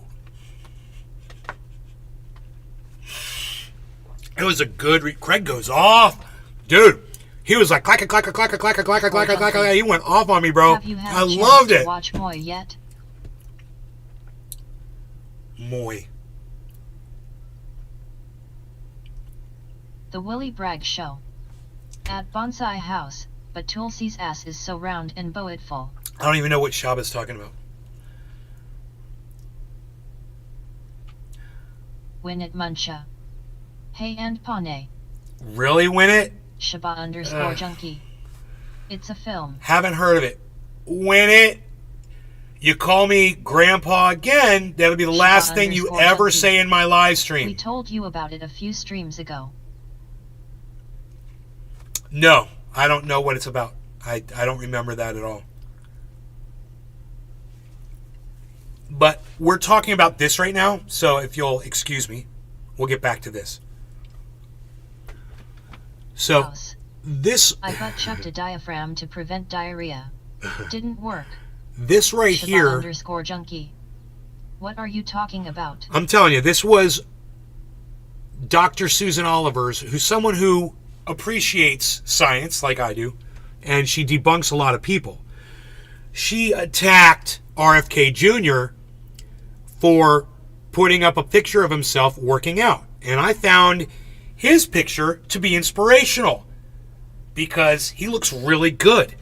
And it's funny is if you look at this picture of Dr. Susan Oliver, you know, she's was a weightlifter, and I'm going to be brutally honest here, guys. Look at her measly little arms. Look at her scrawny little forearm. Look at her scrawny biceps. She's got no triceps. She's got no definition. She's got no muscles in the wrist. There's no veins popping out. I mean, I know that she's a woman, but I got to tell you something, guys. I've seen plenty of weightlifting women who have big, beautiful arms with plenty of muscle. And she is just lacking. She might be strong, but her body certainly doesn't reflect it. And as a man who's trying to improve my physique by working out, I don't find that photograph inspiring at all. Not in the least bit. Oh, the fact that a woman can lift weights, well, I already knew they could. Now, a woman that's lifting weights and looking good doing it, that's something that would inspire me. Because right now, I'm trying to look better, right? So, when Robert F. Kennedy Jr. put up a picture of himself, I'm just here to tell you, you guys haven't seen the photo of Robert F. Kennedy Jr. He fucking looks amazing. He's 69 years old. So, understand. She's struggling there too. Look at her back. Win it, Muncha. Right? Sorry, nay. That was just on the way down, bro. They got the photograph, and then the her spot had to come in and lift it up off of her. Her muscles aren't even flexing, bro. Look, I'm just saying this. If you haven't seen the photograph of Robert F. Kennedy Jr. with his shirt off, doing reps with his personal trainer, go look at it. He looks fucking great, right? 69 years old. Inspired me. Work out a little harder this morning, you know? I was thinking, man, if that old 69-year-old motherfucker can do this, I can do it. Right? Her, not so much. So this is kind of a swing and a miss, right? But I digress. Because, oh my God, the comments are so awesome. So the first comment, 511 views, was a compliment from someone, and they said, hey, looks like you can lift almost as much as RFK. And then she chimed in and said, I can lift more than he lifting in the video going around. Wow, you mean during his workout reps, was he maxing out like you used to do? That's what you did, right? Her thing was lift as much weight in a single fucking, jerk or clean jerk or whatever the fuck they call that shit. In one pump. That was her thing. That's why she's got no definition in her arms. That's why her fucking forearms are scrawny little bone sticks. I'll bring it up again. I mean, she's got pathetic looking arms. They look like they would break. There's no muscle definition there at all. It's not inspiring. But hey, that's just my opinion, right? That's just my opinion. Okay, fair enough. So you saw the salvo there at the beginning, right? Where she's like, oh, I can lift more than in his video. Okay. Read some of these responses now, because I think you're going to appreciate this. Remember, I'm a fan of Dr. Susan Oliver, even though she mostly ignores me. She did just like one of my tweets the other day. So, and understand, I can't stand RFK Jr. I fucking hate him. I fucking hate him. I do. Okay? I fucking hate the guy. I'm not going to lie and don't misrepresent the truth here. Let's go through some of these tweets. Shall we? We'll just show the replies from this one. Dr. Data King, the very first one. Prove it. Post a video of you doing it. Boom. Hey, back to the science, right? Aren't we going back to the science with Dr. Susan Oliver? Right? We're going back to the science, right? Let's show us some evidence. So show us some data. Show us some facts. We want to see the video, says Dr. Data King. His @ is at Good Data Matters. Funny, right? Isn't that funny? That's just the first response, man. Do you think that Dr. Susan Oliver went through these and responded to any of these other responses to her video? Except the one that says, looks like you can lift almost as much as RFK, right? Someone's adding up all the weight. Oh, there she goes. She's responding. The pictures from still talking to the same guy. The pictures from a powerlifting competition from ages ago. The maximum I benched in the competition was 60 kilograms. My squat was 100 kilograms, and my deadlift was 120 kilograms. There's responses there. That's awesome. So it's just them going back and forth, right?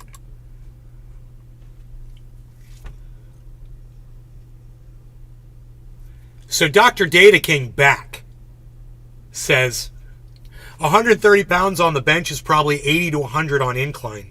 As you said ages ago, you couldn't compete with RFK in a physical competition or collegiate debate on vaccine safety. Oh boy! Oh, you got that one wrong.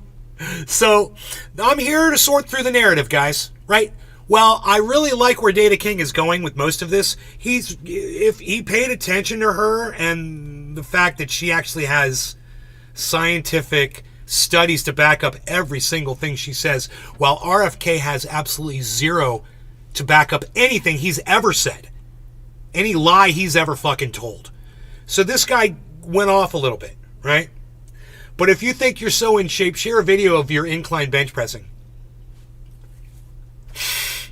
There's a single response.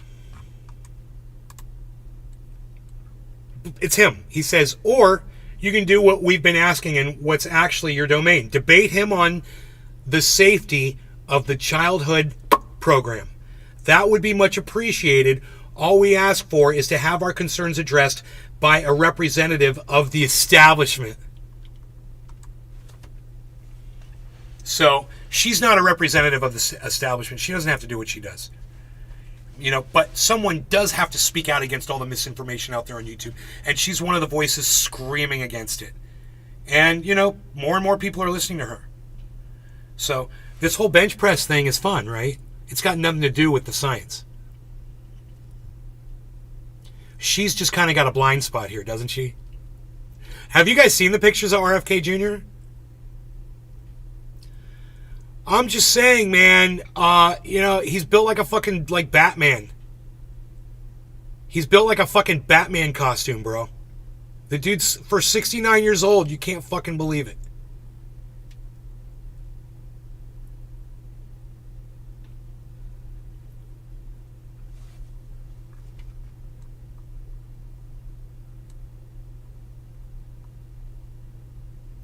Okay, so that was that little response, and it kind of died off, but we'll go back.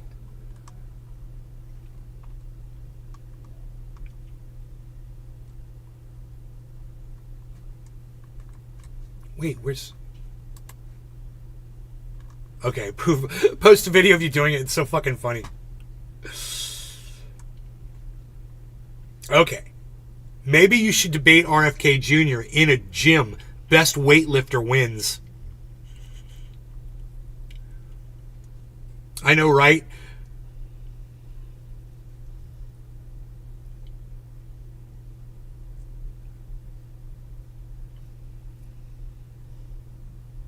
the cringe levels for the past month on here Hi, Nay. have risen by 1,000% at least.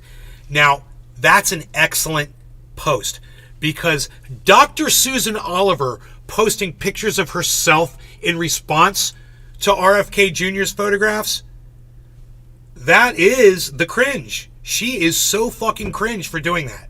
It makes her look so bad. You know, and it's common knowledge if you watch her show that she did powerlift. She talks about it. She hadn't used it as a weapon before. But, you know, RFK Jr. might be lashing out. He's running in a presidential election right now. People are trying to say that Joe Biden is physically fit and whatever. And he's making a point that he's nowhere near as fit as RFK Jr. is. And she's trying to step in the middle of it. Holly, hello. He's trying to step in the middle of it and act like, you know, Joe Biden's defender. That's kind of weird. And that is kind of government narrative shit, right? Huh. Maybe that calling her an op wasn't such a stretch. I don't know. That's why I like to read through shit like this, man. You never know how you're going to feel about when you get to the end of it. All these different opinions from people. How many burpees equals a PhD? Because I can seriously do with something to show for all that sweat and tears. Exactly what took you years and years I accomplished in 6 months with nothing more than a steely grit and determination and steroids. Think of all the time we could have saved, all the parties we didn't need to skip, all the cool vacations we could have done. But RFK can do 5.5 push-ups, so that's basically makes him a doctor. I could have just done push-ups and not spent years getting multiple degrees. I don't believe anyone made that claim, but you do. You.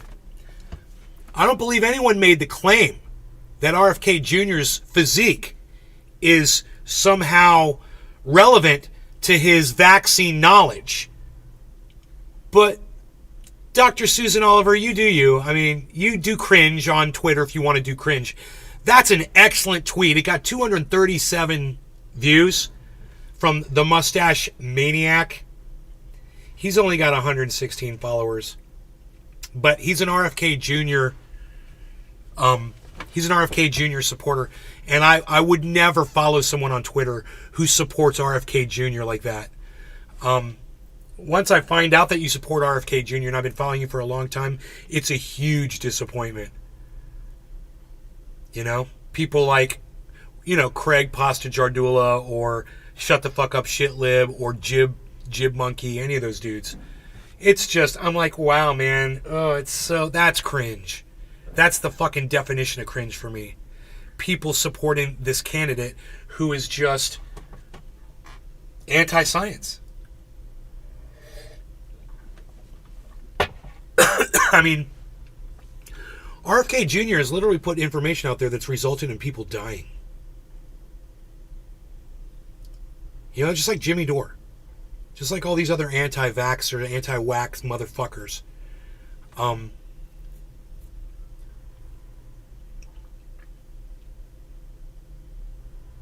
Not my problem. Not my fucking problem. I'm not going to worry too much about it. I'm just saying. You know, it's sad. I'm not here to save those people's lives. Anti-waxers. They want people to survive. They're going to have to see my fucking show. They're going to have to hear this truth. You know, because they're not going to get it from RFK Jr. and they're not going to get it from Dr. Susan Oliver, obviously, either. She's running her own fucking narrative as well. She's just barking up the wrong tree here, and it's sad to see. It's sad to see her get down in the gutter and literally go total cringe fest.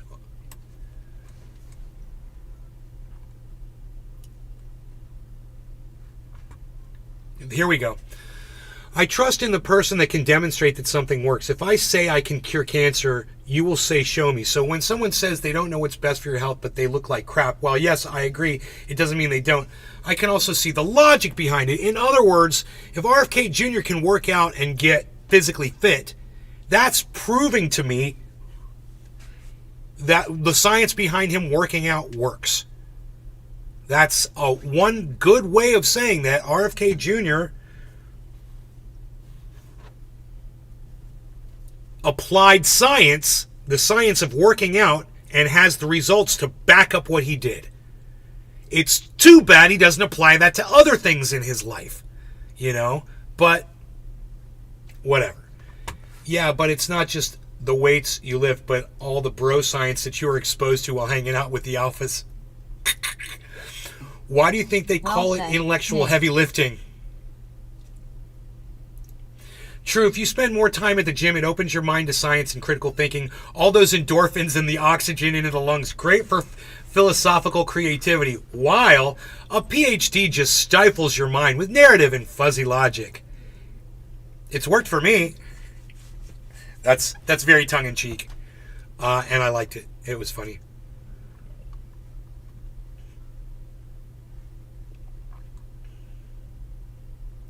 Oh, don't forget the magic vitamin D. It's an RFK jab, I believe.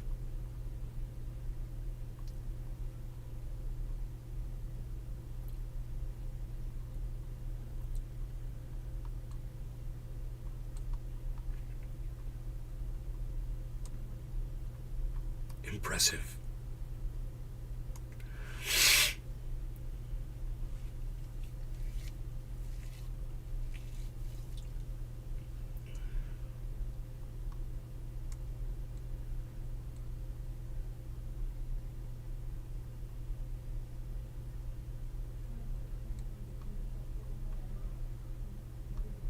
Oh, here's a picture of him. There's a picture of him working out right there.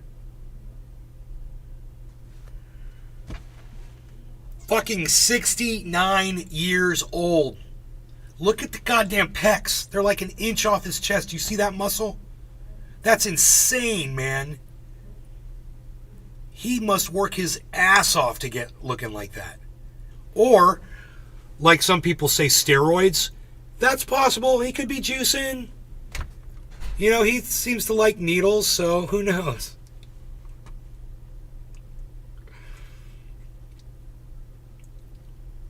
Is that you in the yellow shirt? So you don't believe in others? Just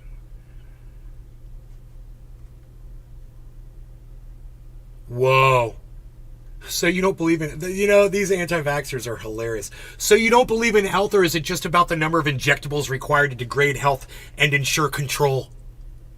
It's probably a good start. Yeah, we want to control the viruses that you have in your body, dude, to try to save your life. Sorry for trying to control your life to make you live longer. That's the control, bro. This is a good one. Snark is not a substitute for cogent arguments. In other words, she's being very cringe, like she does sometimes.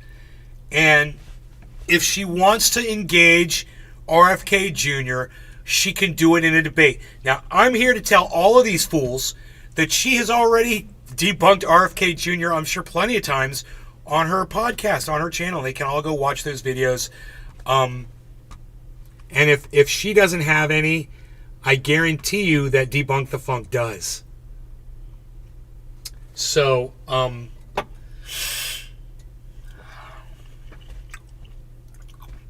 this isn't going to change my stance on science,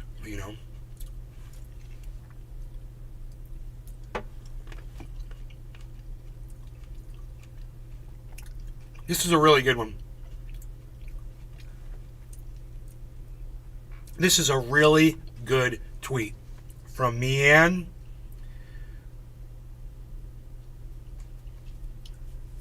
It's a deplorable reflection on the state of humanity when people that consider themselves smart, like Dr. Susan Oliver, have to resort to I don't know what puerile insult, I don't know what that word means, puerile insults at other people to elevate their own credibility rather than make efforts to engage in intelligent discourse. It's a sad world we live in today. Yes, it is, Meanne. It is. And I agree with your tweet. I just don't know what puerile means. Now look how it cuts me off here. Elon thinks that I should have to click a link to keep reading through these replies because Elon is a fucking cunt. Because this will allow more advertisements to pop up. Fuck you.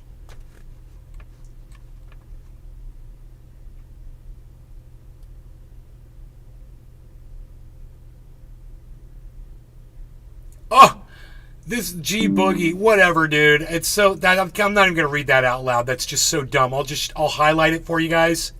Whatever, dude. Supported by 400 scientific citations. Oh, okay, an RFK book. Oh, sure it was.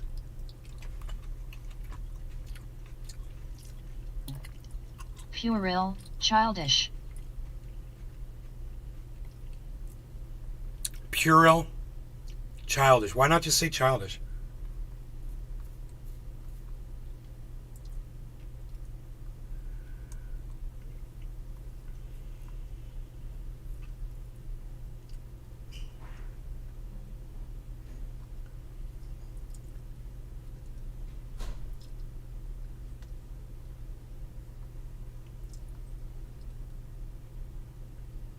So, this person is literally shooting down her whole. Well, it's not Susan Oliver's stance. Actually, Susan Oliver's stance was, "Oh, I worked out too." But I believe the original person that I saw tweeted this, put in the quote tweet, said, "Oh, no, it was a tweet from yesterday. It was totally different." But it's from that person's point of view where they said, if RFK Jr. spent as much time, studying the science as he did working out,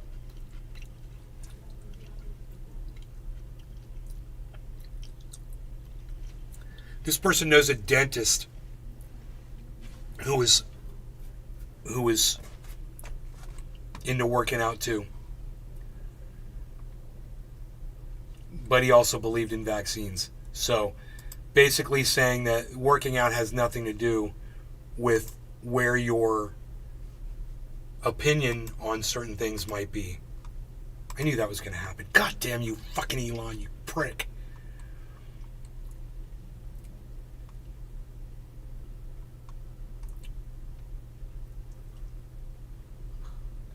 When it comes to virology, I'd say bench pressing is just as useful as what you bring to the table. So, she's obviously a scientist that understands the science, and RFK Jr. is not. We can clown this whole workout thing all day, but when it comes down to brass tacks, guys, she's the one I'm going to listen to, and he's the one I'm going to fucking laugh at and ignore. Every time. It's kind of a fun opportunity, though, to poke some fun at Dr. Susan Oliver. I really think it is. This is a great opportunity. She's opened herself up for this, and it was childish and moronic for her to think that she should get on Twitter and post a picture of herself bench pressing, and, as a response to RFK Jr., who is, doing a goddamn a dick measuring contest against the President of the United States. What is she going to whip hers out next? Too late, she already did. So, it's just, hey, back to the science. That whole thing between RFK and Biden, it ain't about you, and quit trying to make it about you.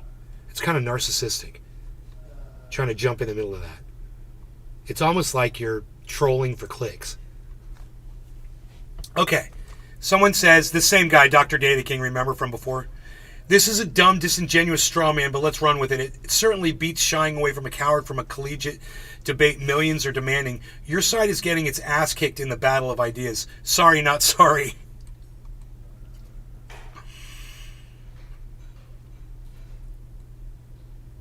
I find it extremely fascinating how the good guys debunking misinformation need to resort to ad hominem attacks. Yeah. It's cringe, and she shouldn't be doing that. She should just stick to the goddamn science. You know, I guess it's back to the gym, you know, not back to the science anymore, right?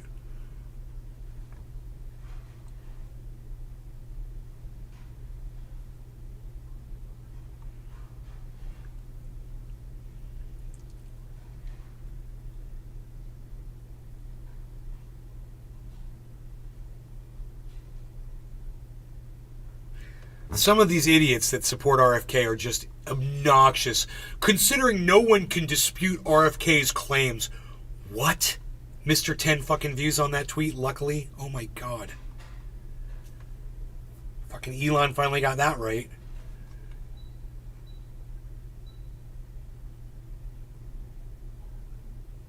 Discover more. Okay, that's the end of the entire tweet thread. We read through the entire thing. And, you know, for me, it was fun and interesting, you know, for me. Because I follow her on Twitter and I watch her YouTube uploads. I always look forward to one when she's got one. I really like and appreciate them. Back to the Science is the name of her channel. We've used her on here before, but, you know, I'm not allowed to discuss certain aspects of science due to YouTube's restrictions on my content. So, I just would like to say that, take a moment right now just to say, fuck YouTube, you're a bunch of fucking dumb cunts. And the worst things that ever fucking happen to you, you bring on yourselves. So, fuck you once again, all of fucking YouTube. Suck my fucking dick. Because I can't say what I need to say on here.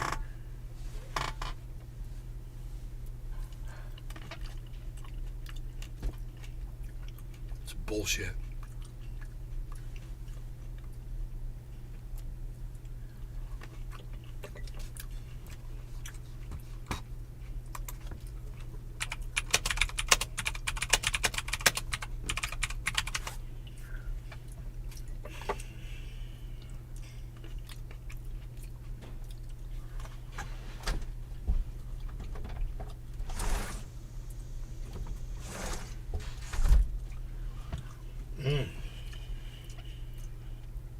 My grapes, I'm out of grapes. But I still have Covfefe. Covfefe. Oh, come on.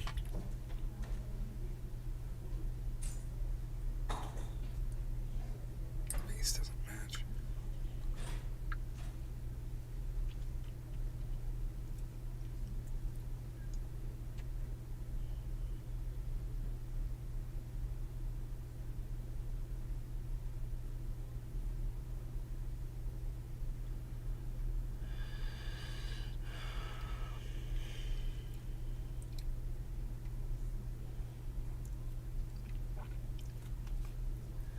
How long have I been live for?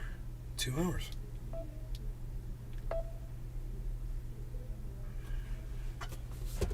It didn't feel like 2 hours, man. I had more to talk about, too.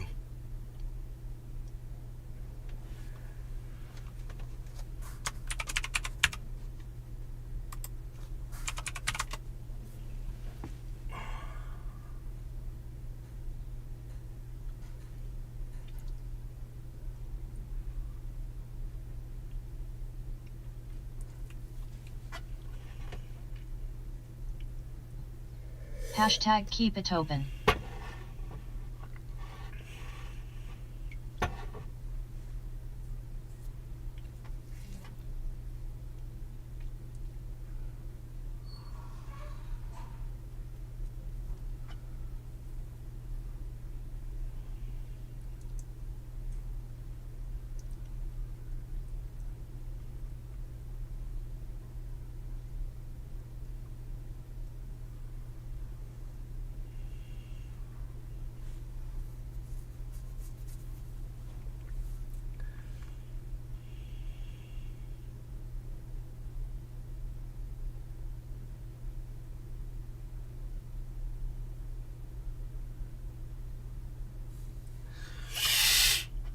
Oh my god.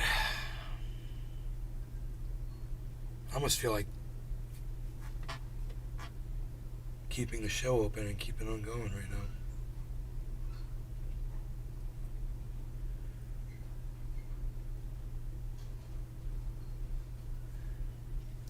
Fucking Thunderfoot with the goddamn Ukraine bullshit. I didn't even get into that video, man.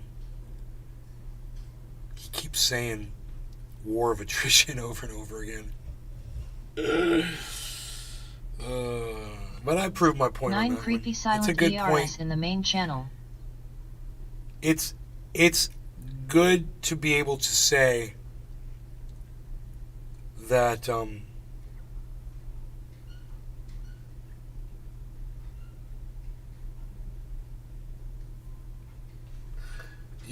Russia has already achieved their end game with this. They finished their part of the war. Now all they have to do is just hold on to that land. Thunderfoot doesn't seem to understand that. What's he think the next move is for Russia?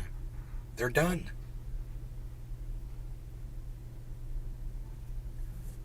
Now they just attack infrastructure and disrupt shit going on in Ukraine because fuck you. Because fuck Zelensky. Because fuck them.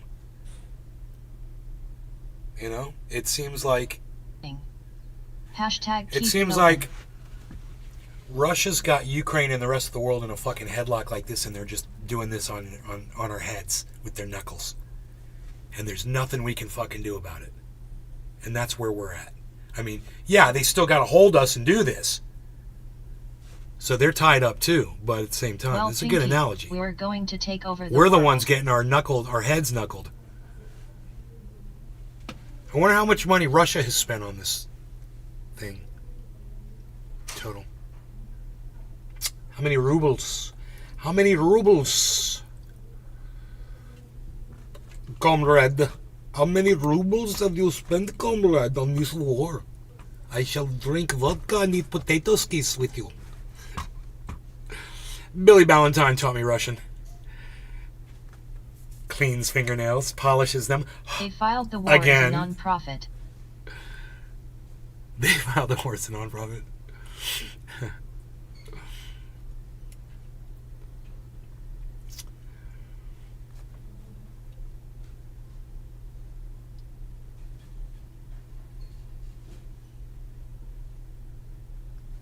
Oh, God.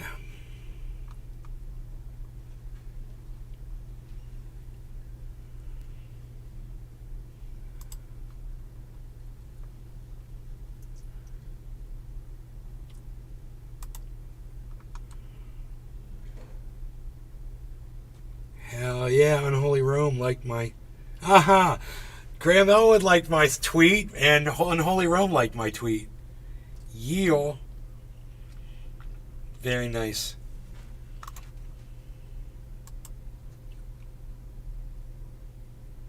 Very nice.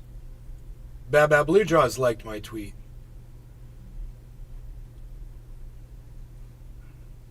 Burning Mama 420 liked my tweet.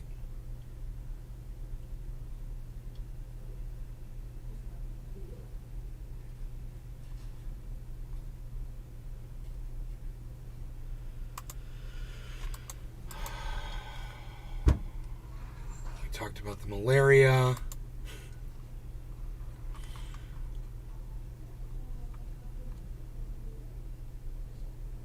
Capitalist overlords.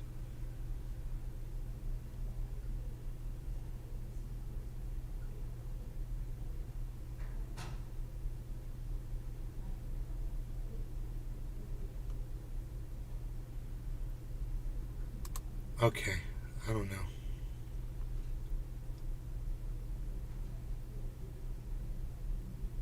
You guys ready for a bomb rip?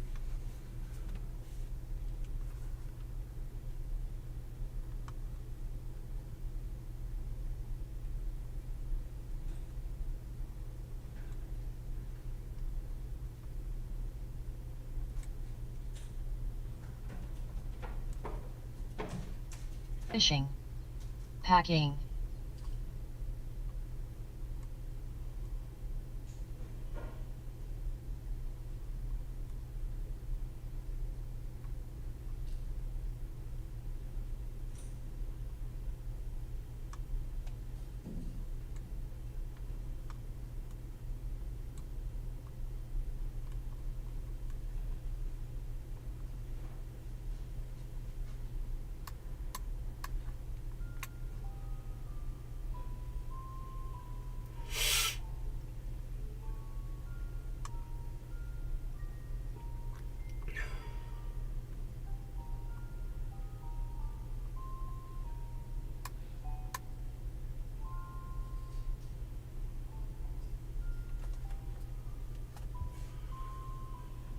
All right. No law regarding cannabis. It's top of the hour. Cheers, everybody. The market settled back down, huh?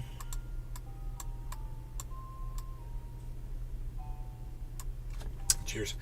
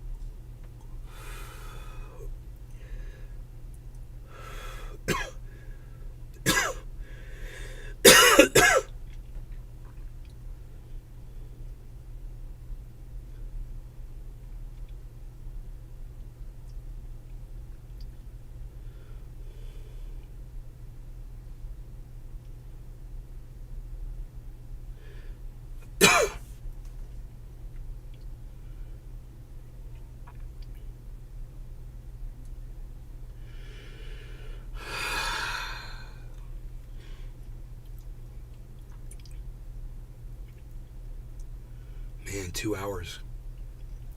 2 hours of straight content, guys.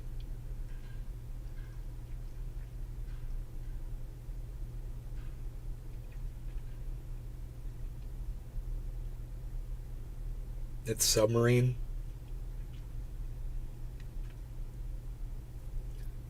Fishing. Who fucking cares? 2HR convo. You know?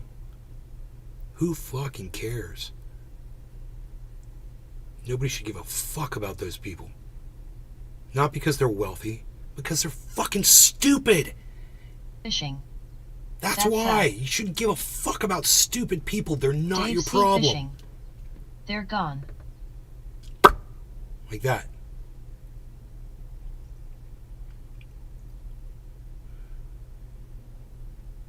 I was watching Black Mirror last night. I was up until 4 in the morning watching Black Mirror. Psst. Reruns. Shit I'd already seen. But I just love the Miley Cyrus one so much.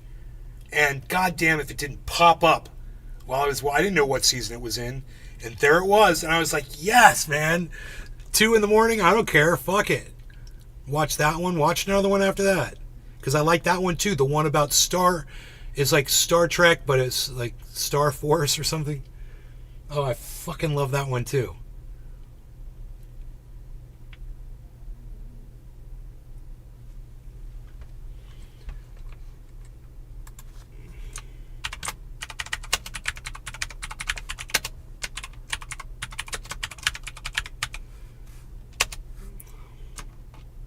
Where do I want to do it?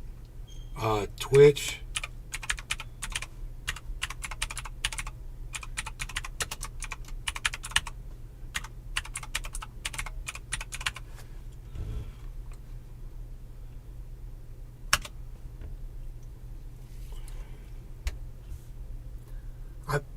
The craziest thing was, though, when I put the first one on, I didn't recognize the episode, or the second or the third.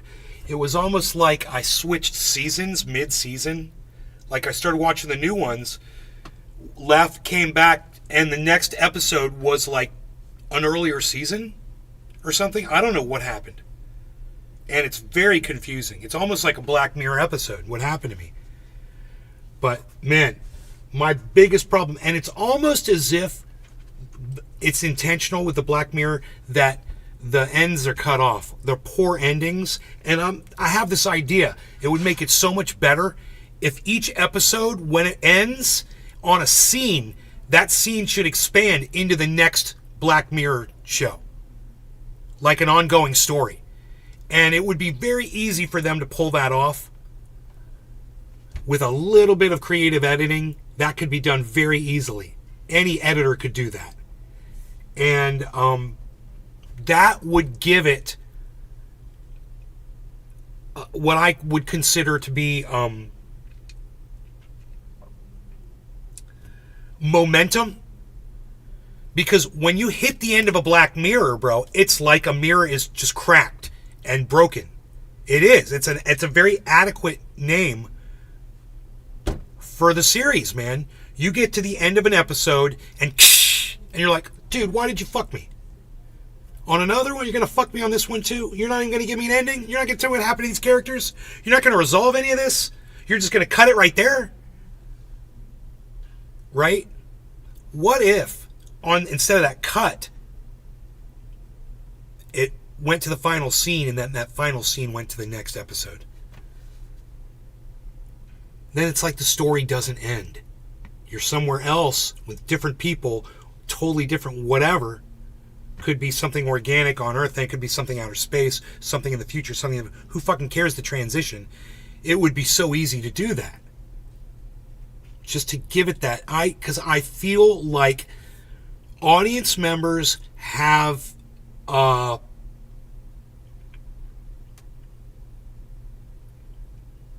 right for their support that they give these shows to not be, dropped at the end of a goddamn whatever it is, whether it's a movie or it's a kind of Netflix episodes or whatever.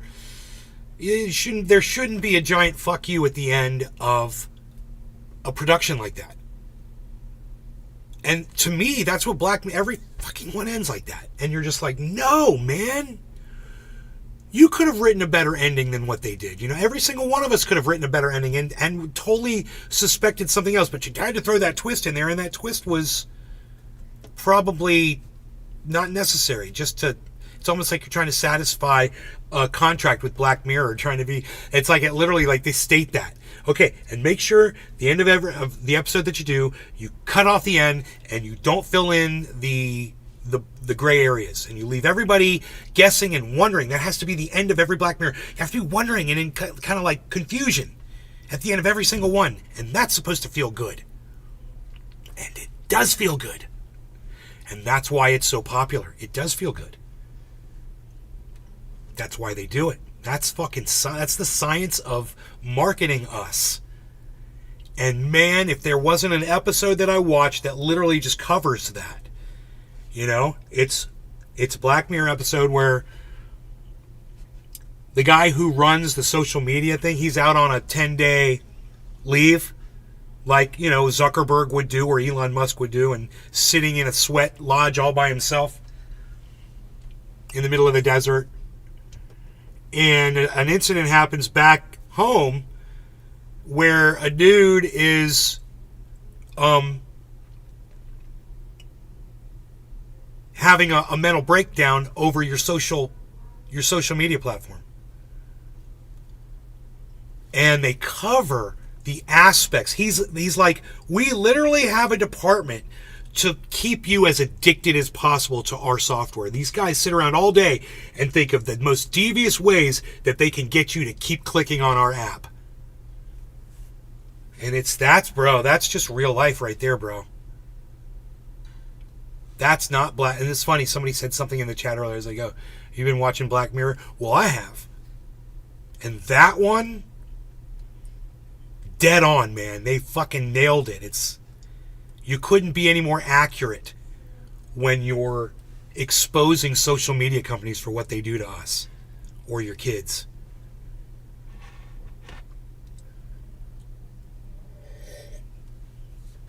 There's a few episodes that cover different aspects of social media. Those are some of my favorite ones. I kind of forget them. The social credit system. You guys know the social credit system one? Black Mirror? The social credit? Woman, she's on her way to be a bridesmaid in her friend's wedding. And she's very excited about it and gets on her social credit thing and everything's going great. And then she starts having some bad luck in the day and things start going wrong and she starts kind of getting an attitude and it just snowballs and her social credit score starts going down. And the more her score goes down, the more concerned and depressed she's getting over this social credit. This is a fantastic episode. This one I didn't see last night. I remember this one. You guys have no idea what I'm talking about?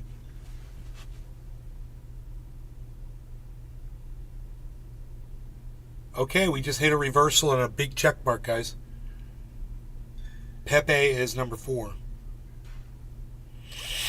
Harmony 1 is ID to watch the series. Haven't seen any half of M. a negative percent. Negative half a percent. You haven't watched Black Mirror on Netflix? Yeah, Black Mirror is fucking one of the better productions that you can see today, in my opinion.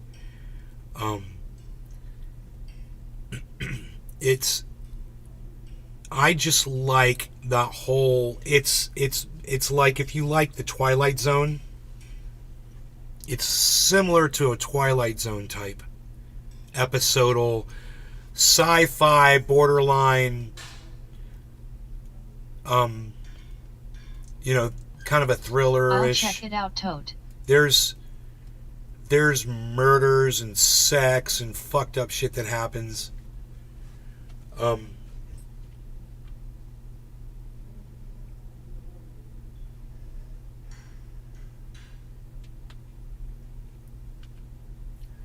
I don't get the idea that they're really pushing a narrative on you. I think they're really just trying to show you what we are about as far as people go. It's a study into human psyche. It really is. It's a deep dive. I mean, the one with the Star Trek type one, it's the guy from Breaking Bad. Not Jesse. The kid, the red-haired dude, the really bad dude, the young guy. His dad's like the head of the motorcycle gang, or the Nazi gang, or his uncle, or something like that. That dude plays the captain of the starship. I've seen that one a few times. It's really good. It's called like Star Quest or something like that. It's the name of the show. But Star something.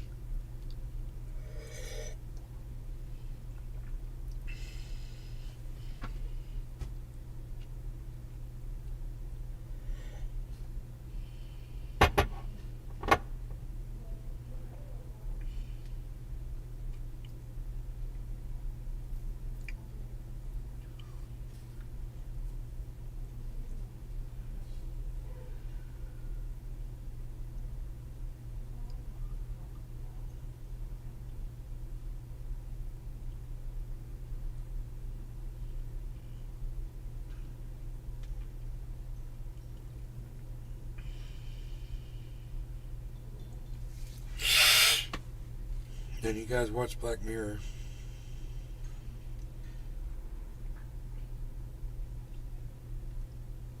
I have a feeling some of you will be now.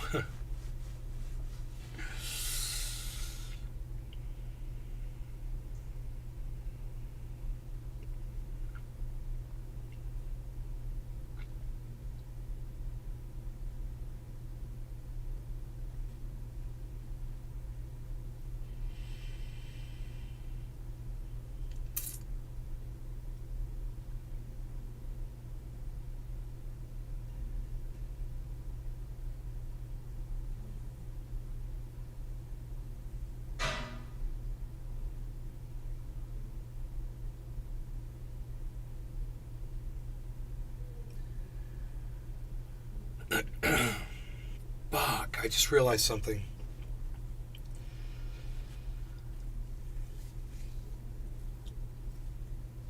I'm gonna have to get a license plate holder for my Jeep. Because the license plate I have right now is for off-road vehicles. It's a small motorcycle type plate. they're going to give me a normal sized plate.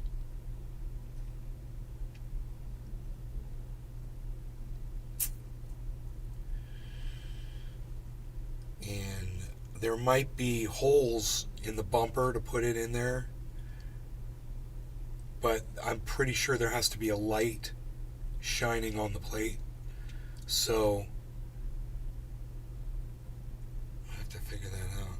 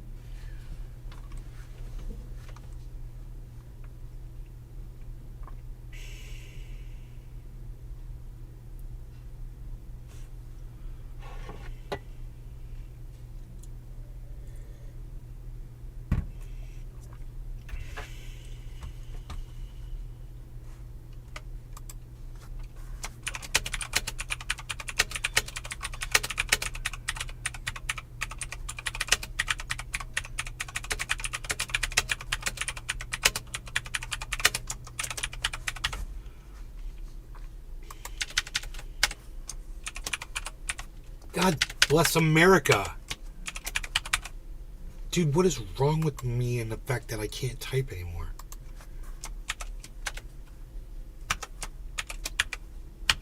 Because pressing the tab button doesn't turn off caps lock. Caps lock does.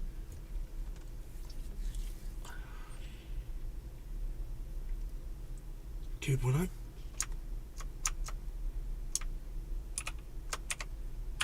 What the hell? Oh, run.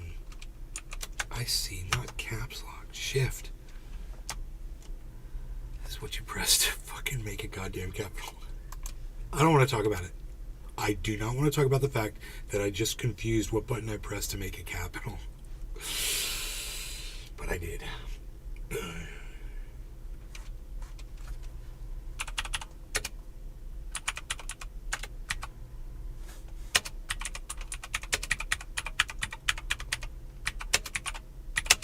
Orca guy. Morning nay.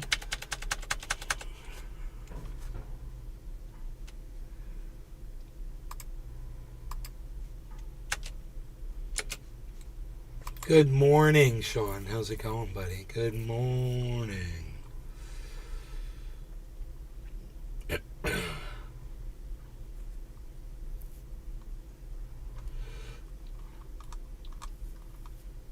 Wait now.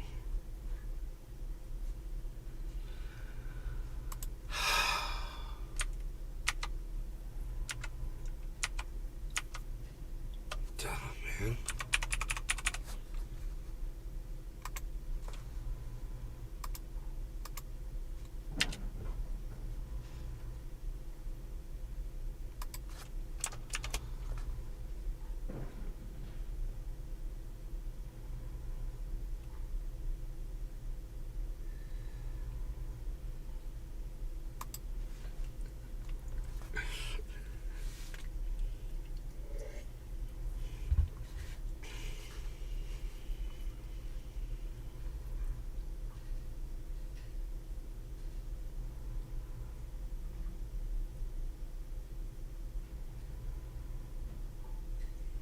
Dude, Hellman's spicy mayonnaise with fucking hot peppers in it? That's crazy.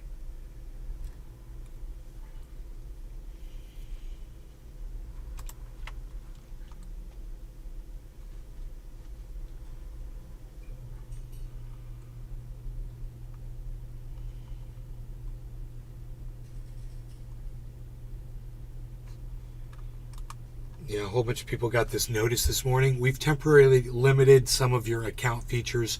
3 days, your account appears to be in violation of Twitter's spam policy. I told you guys that, right?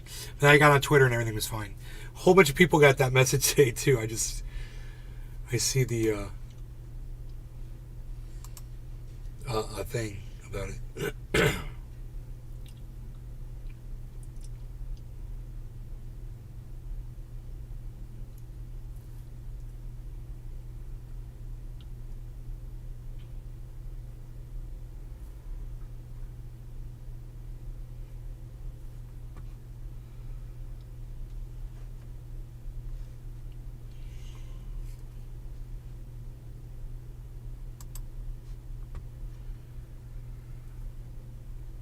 live in 2 hours.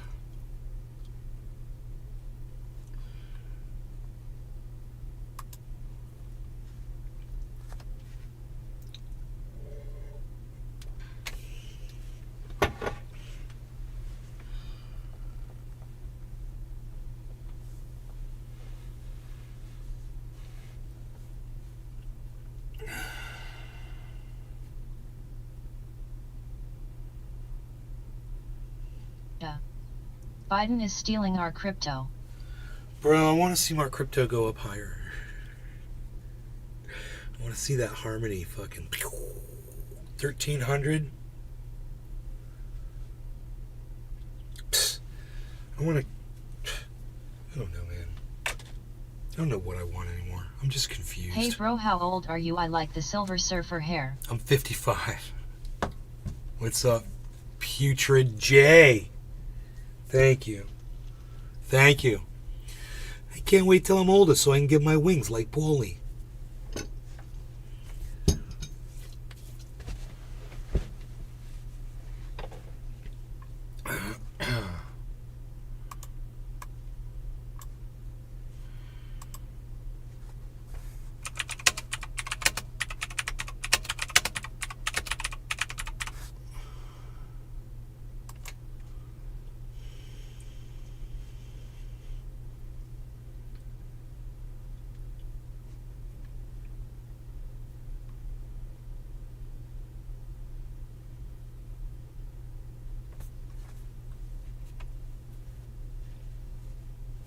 God bless America.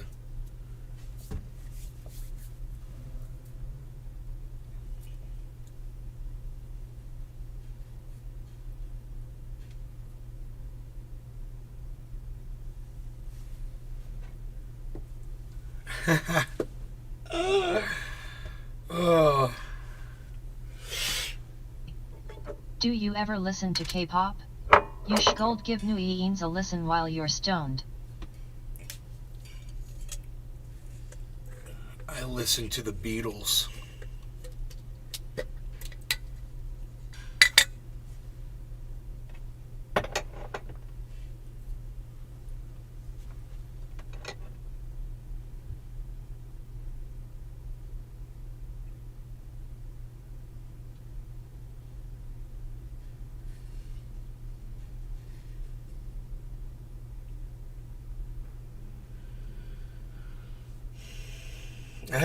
I have the Beatles just playing in my jukebox in my brain right now. I remember watching the Beatles live in 1980 with my girlfriend. I was high as those were the days, man. I got that song, Baby You Can Drive My Car, playing in my jukebox head right now. I literally do. Right now. That harmony, the two of them singing together, that it's like a seventh chord, is so catchy. It's so damn catchy. And then it's got that tension release point when it gets to the chorus. It's call and response brought to a fucking whole new level. Because the call is the entire verse and the response is the chorus, right? Asked a girl what she wanted to be. And she said, baby, can't you see? I want to be famous, a star on the screen. But you can do something in between. Baby, you can drive my car. Yes, I'm gonna be a star. Baby, you can drive my car. And baby, maybe I love you. So that's the finish. Beep, beep, beep, beep. Yeah. Right? It is fucking genius. Geniuses wrote that music. Good set of pipes. That harmony, though. Asked a girl what she wanted to be. Asked a girl what she wanted to be. Those two together. I could do that. I could do that on Kick right now. Maybe Rumble would be better.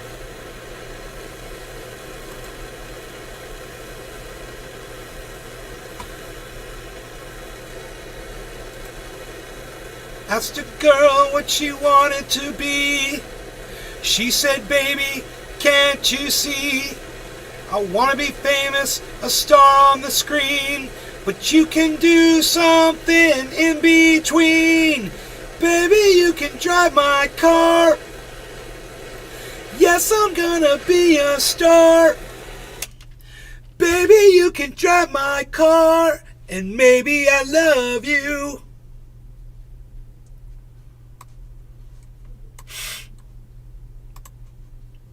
Yeah.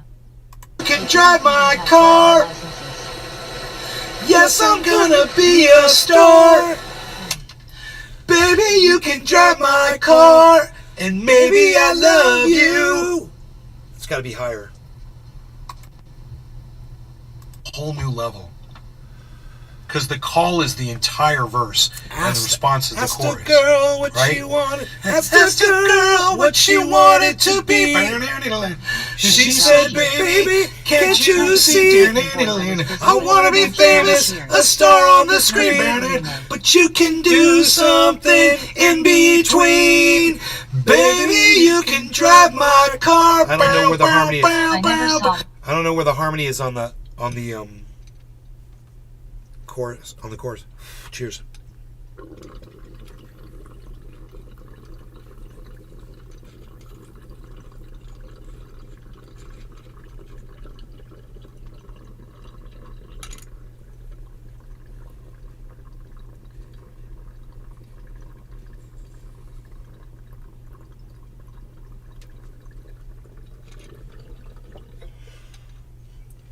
If they were singing about driving their car, they didn't have licenses.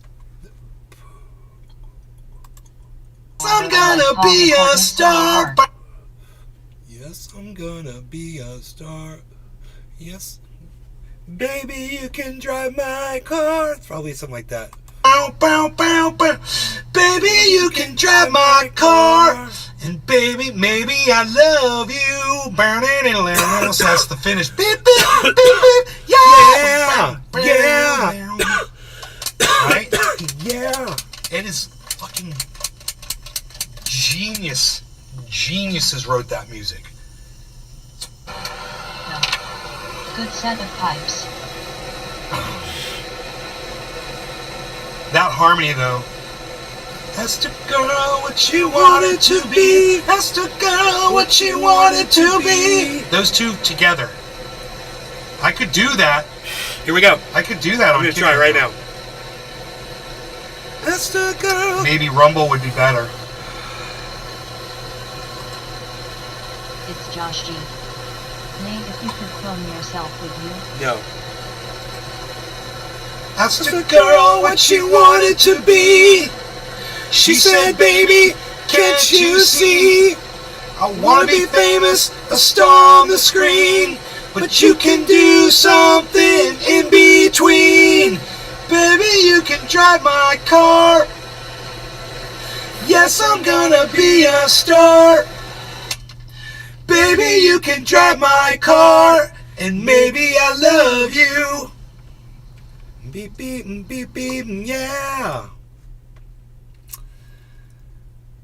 Asked a girl what she wanted to I am be. against cloning. I'm against cloning. Yeah, it's weird. Cloning's weird.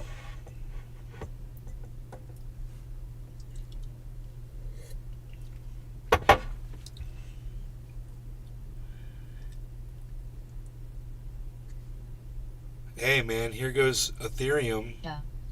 I declone my dog, but that's it. Ethereum bounced hard up. It's Josh G. I'm all in favor of it for cannabis, winky face. Asked a girl what you wanted to be. Asked a girl what you wanted to be.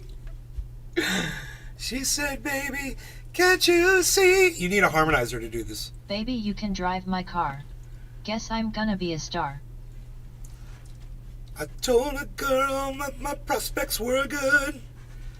And she said, baby, it's understood. Working for peanuts is all very fine, but you can show you a better time. Everything tastes better when you're high. is all very fine, but you can show you a better time. Everything tastes better when you're high. Very fine, but you can find a time. Everything tastes better when you're high. This is so funny. Trying to fucking rewind it to the right spot. Told a girl that my prospects were good. And she said, baby, Holly it's Horn. understood. Beep, beep, beep, beep, yet. Working for peanuts is all very fine. But I can show you a better time. But I can show you a better time. Why can't I sing both those notes at the same time? I can show you. I'm totally gonna, because it's a piano song. You guys ever heard it? It's mostly piano, which is cool. So it's like bow, bow, You bow, using bow, software to bow. loop or just replaying the show, haha. No, I'm just replaying the show on Rumble. Using software to loop or just replaying the show, haha. That's the girl No, I'm just that you replaying the show on wanted to Rumble. be. She said, baby, Using software to loop or just replaying the show, I wanna be haha. famous, a star That's on the the screen. girl. No, I'm just replaying the show on wanted to Rumble. be. She said, baby, Using software to loop or just replaying the show, I wanna be haha. famous, a star on the screen. No, I'm just replaying the show on You can Rumble. do something. She said, baby. It sounds like a horn on a car. It's like I want to drive around and find a car that's got those two notes for the horn and sample that shit. In a world run by In a AI. world run by AI. What are you watching, the goddamn Black Mirror over there, buddy?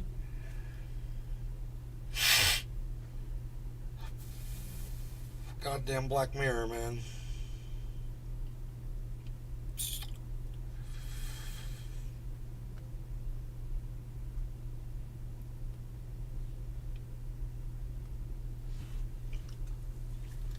Oh, God, whatever.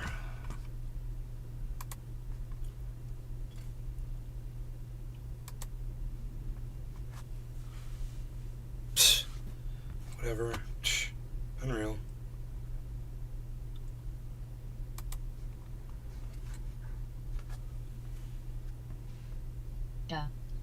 Why won't my cryptos tonks go up?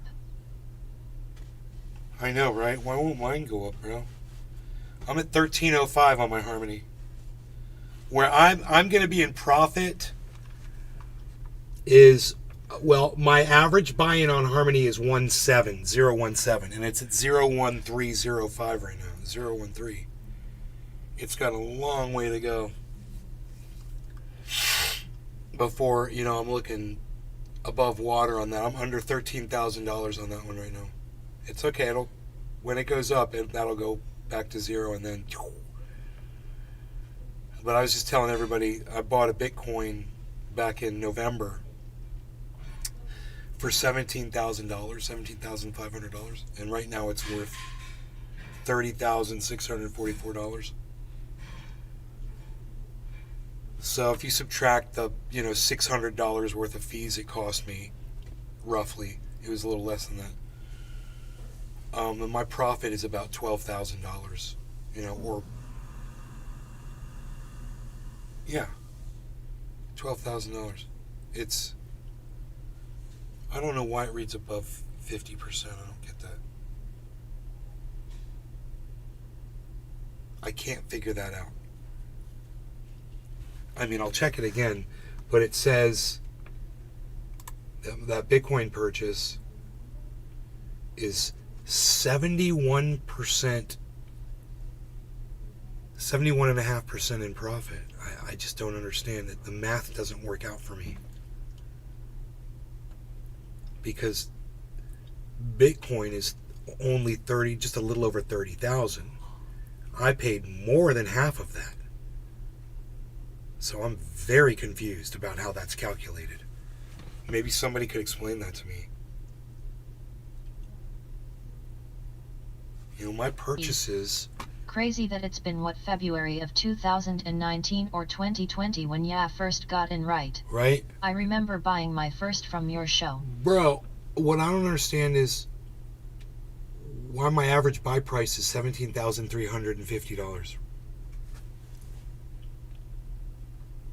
So how could I be at 71.5% profit? All-time profit, $12,644. If I add $12,000 to the purchases,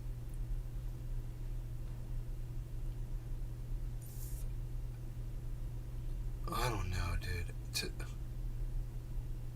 I'm confused.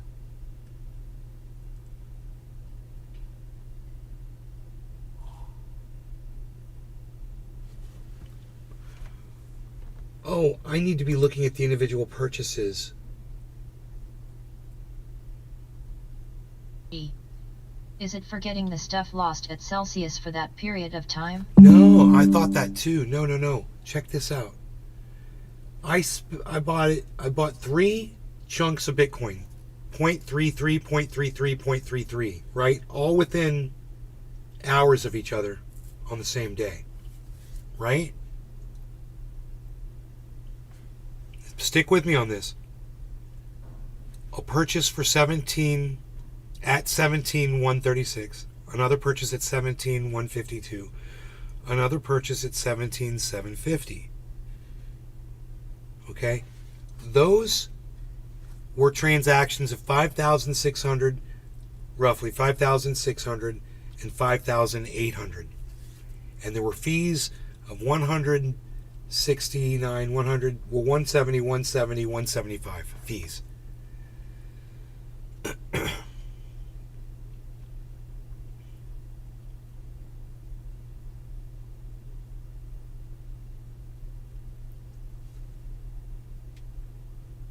If I spent, it says I spent 17,000. Well, it's the average buy price. You'd have to add those 3 digits together. But still, it's not going to work out to 71%. This is only covering this one. Here, I'll let you guys look at the page.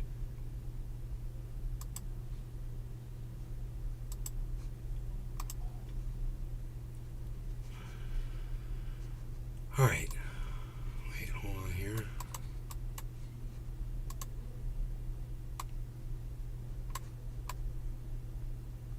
Okay. It's really straightforward. I bought a whole Bitcoin, right? 0.33, 0.33, 0.33. That gives me a quantity of Bitcoin of 0.99 Bitcoin. I mean, it's off by 0.01. I don't think that makes a difference in the grand scheme of things when we're talking what should be less than a 50%. Bro, I should be somewhere, wouldn't I be at like 40% or something? Bro, oh wait. Oh no. I see oh. No, I see it's almost doubled. No, it's more than, it hasn't doubled, but it's almost doubled. That's what it is. Okay, it hasn't doubled. It's 71%. Oh my God, dude! I'm so glad I figured this out. If you multiply 17.3k x 2, then it's 34.6k for 100%. So it makes sense. Yeah, it totally makes sense. Now I get it, man. It's 71% profit. It's not. It's Josh G. It's almost double would be 100%. Yeah, you got it right. Haha. I was thinking I only gained 50% in value, you know, and I was looking at it wrong. The way they look at it, of course, is your gain. What did you gain? What's the percentage of what you gained? It's you're, approaching 100% profit if you get double the, let's say I spent 18,000 or whatever. So if this hit 36, say, in that case, then I would be at 100% profit. And I was thinking 50% profit. That's why I was cutting it in half. I was looking at it incorrectly, and I totally see what my error was now. So that's very accurate. Yes, 71.5%, guys, profit on that. It totally makes sense. If it were to go up to, I wish I could see what the total was I spent on this. I don't understand why it doesn't say total spent.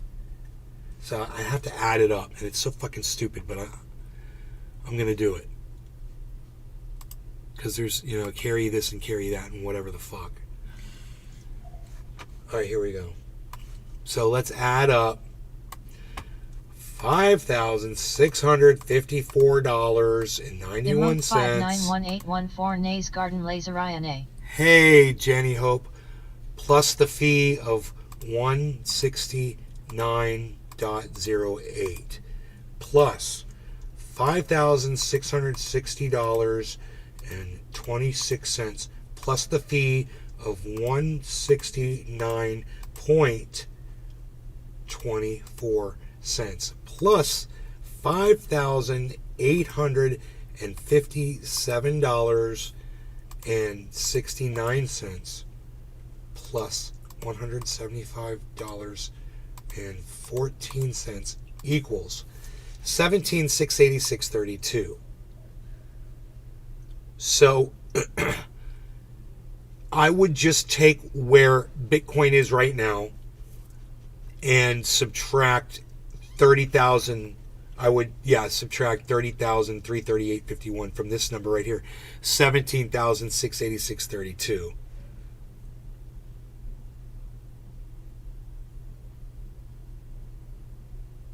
And that should give me somewhere around, the $12,000 profit or something, right?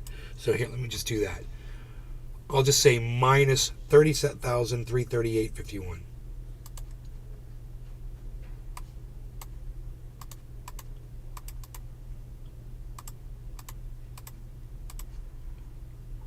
Equals 12,652. Holy shit. Dude, it's the exact same number. Look at that. 12,652.19. That's the exact same number it came up on my calculator. Wow, dude. And so they're calculating it. They're just not showing the total. They're not showing the total that I spent on Bitcoin. But the total I spent on Bitcoin was $17,686.32. That's with all of the fees added in. The 3 fees I had to pay were real steep. It sucked. But, when Bitcoin's hot, the fees go up. You have to realize, okay, you paid, almost $600 in fees. Yeah, and I made $12,652 in profit. So take away the $652, I made $12,000. Good enough? Is that okay? That I had to pay those fees? Yeah, I got $12,000. You goddamn right it is. There you go. That's how you buy 1 Bitcoin and make $12,000 in a few months. You can cash that out right now and you walk away. You just made $12,000. You walk away at $30,338 minus whatever they charge you for taking it out. A fee for selling it. You're going to want to sell it on an exchange. Oh wow, look at Ethereum, everybody. Holy shit. 1899.67. It just hit 1900, everybody. Live on this show. Boom. It just hit it. There it is. 1915. That 1933 is now the new high. 1946 is now the new 24-hour high. So we're hitting highs right now. We might hit to 1901, guys. Look at this. Wow, watch for Harmony to break out upwards, guys. Here goes Matic. Matic is... Nope, everything's taking a turn here. 1901.90. The new high is 1903.16 on Ethereum, guys. We're hitting 24-hour highs on Ethereum only right now. Ethereum is the 24-hour high one, And look, it's only gone up 2.37%. 2.49%.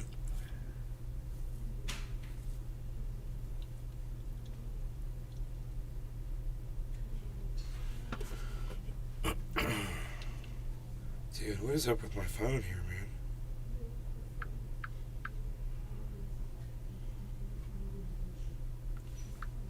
This doesn't match.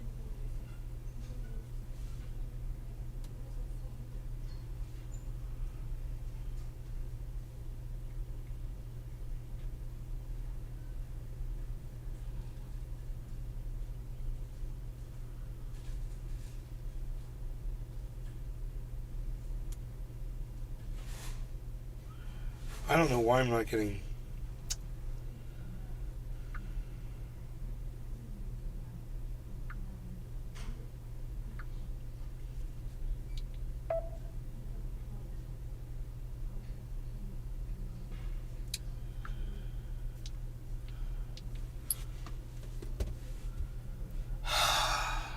Alright, anyway,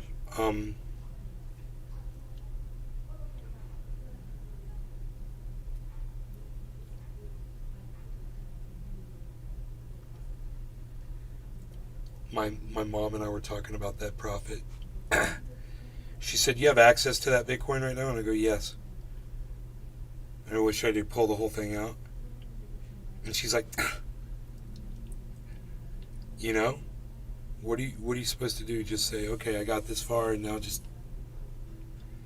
take the profit out?"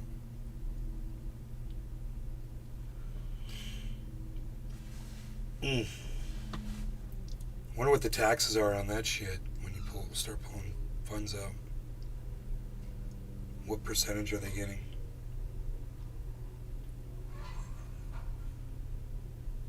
What percentage tax does the federal government take for crypto financial gains?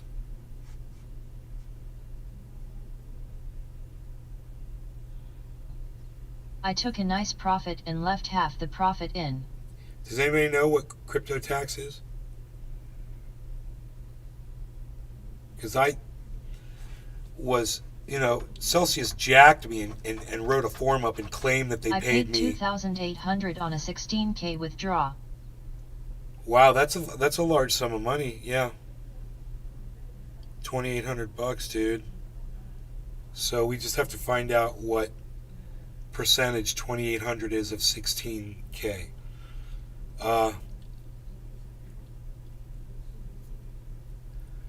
Like 1/7 or an eighth, somewhere around there. I'm thinking.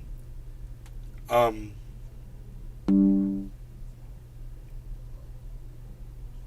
1/7. I don't know what percentage 1/7 is.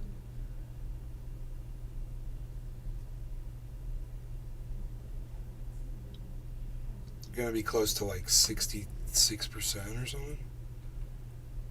70%. No way. No, not 70%. What am I thinking? I mean,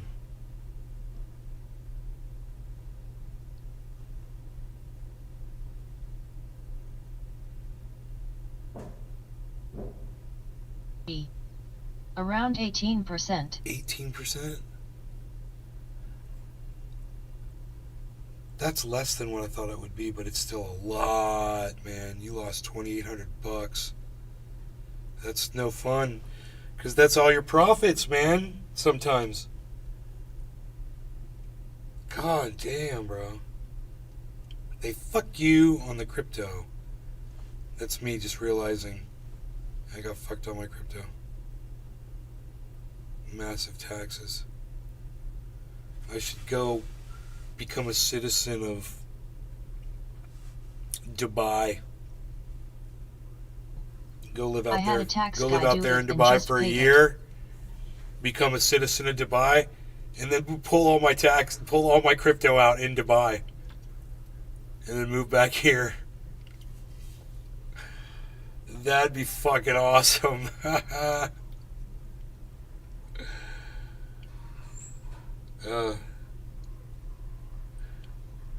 Fishing. Haha. Hoot in hell. I put in 3k. It hit 35k and I pulled 16. Everything in my wallet is profit.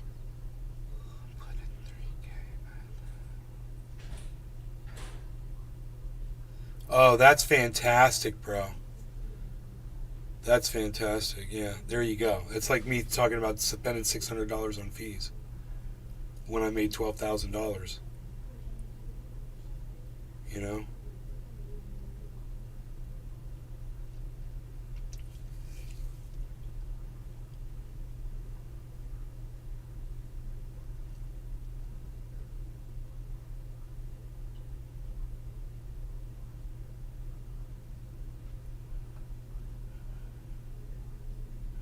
So, yeah, I'll figure that in, that the amount of taxes. You're saying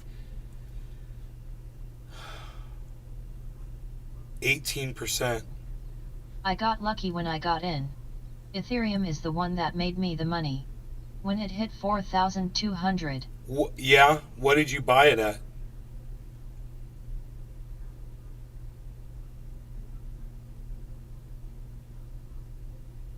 It's at 1905 right now. Holy shit.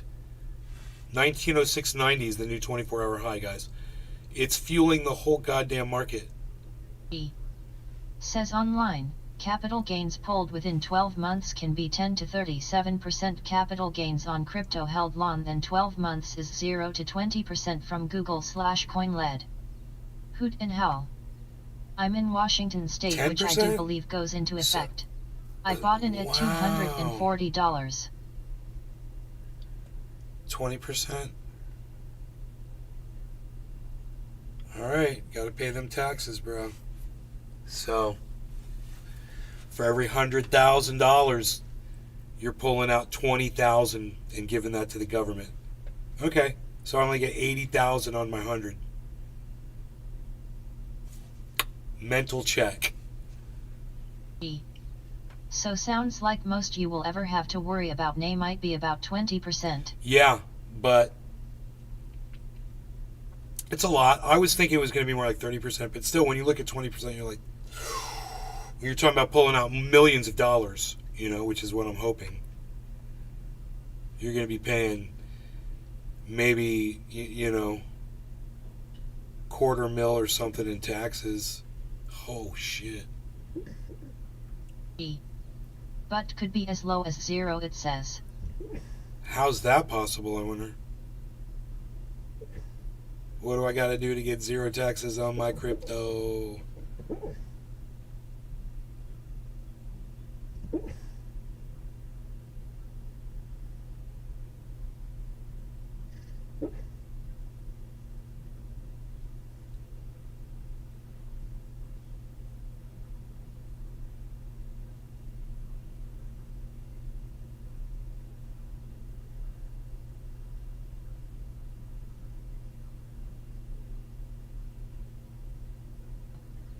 %, is leave it in.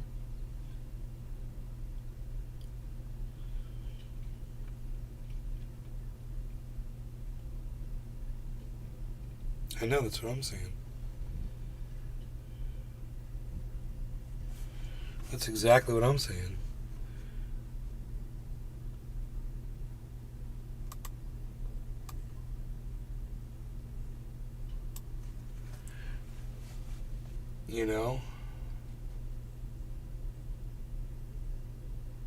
Hold it till the government collapses, then pull that bitch out.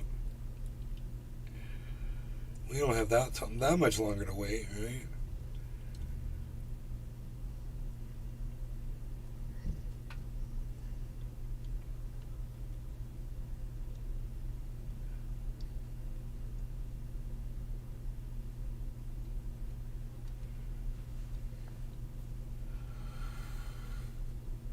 I mean, people with crypto wallets will be able to exchange crypto. If they treat it like a currency, people want to engage in commerce, and the government collapses and the dollar bill collapses. People might start using crypto as a currency, like an exclusive form. Imagine that.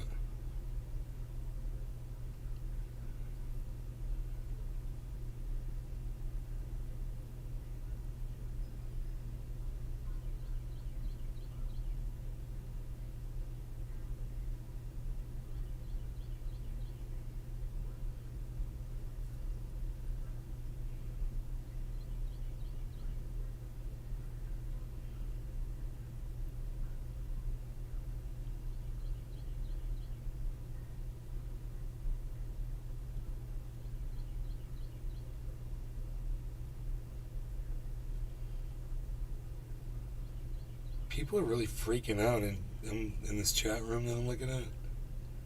It's crazy. There's a lot of drama. A lot of drama going on there right now.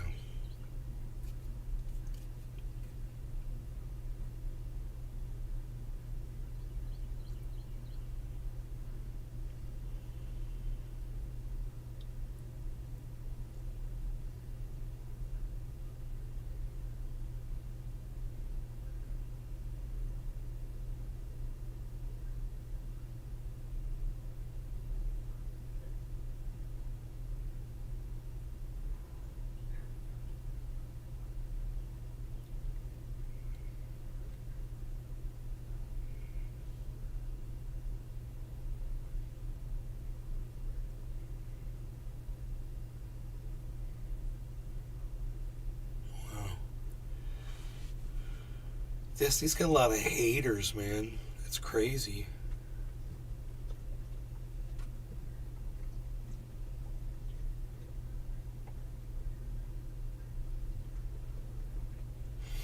Anyway, I gotta eat lunch. I'm thinking about taking my dog up to the veterinarian and have his nails clipped.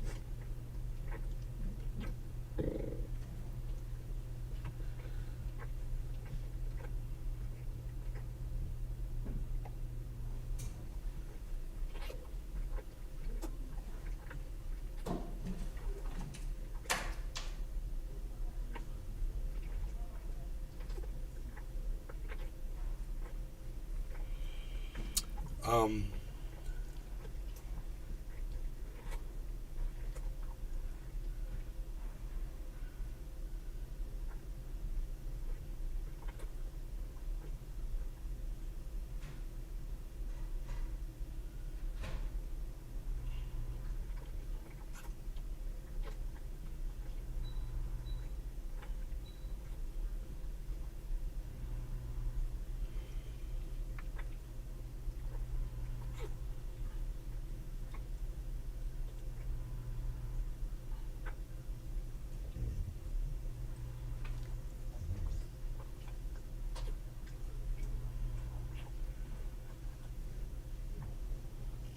you guys have a nice afternoon, and I will see you later. All right?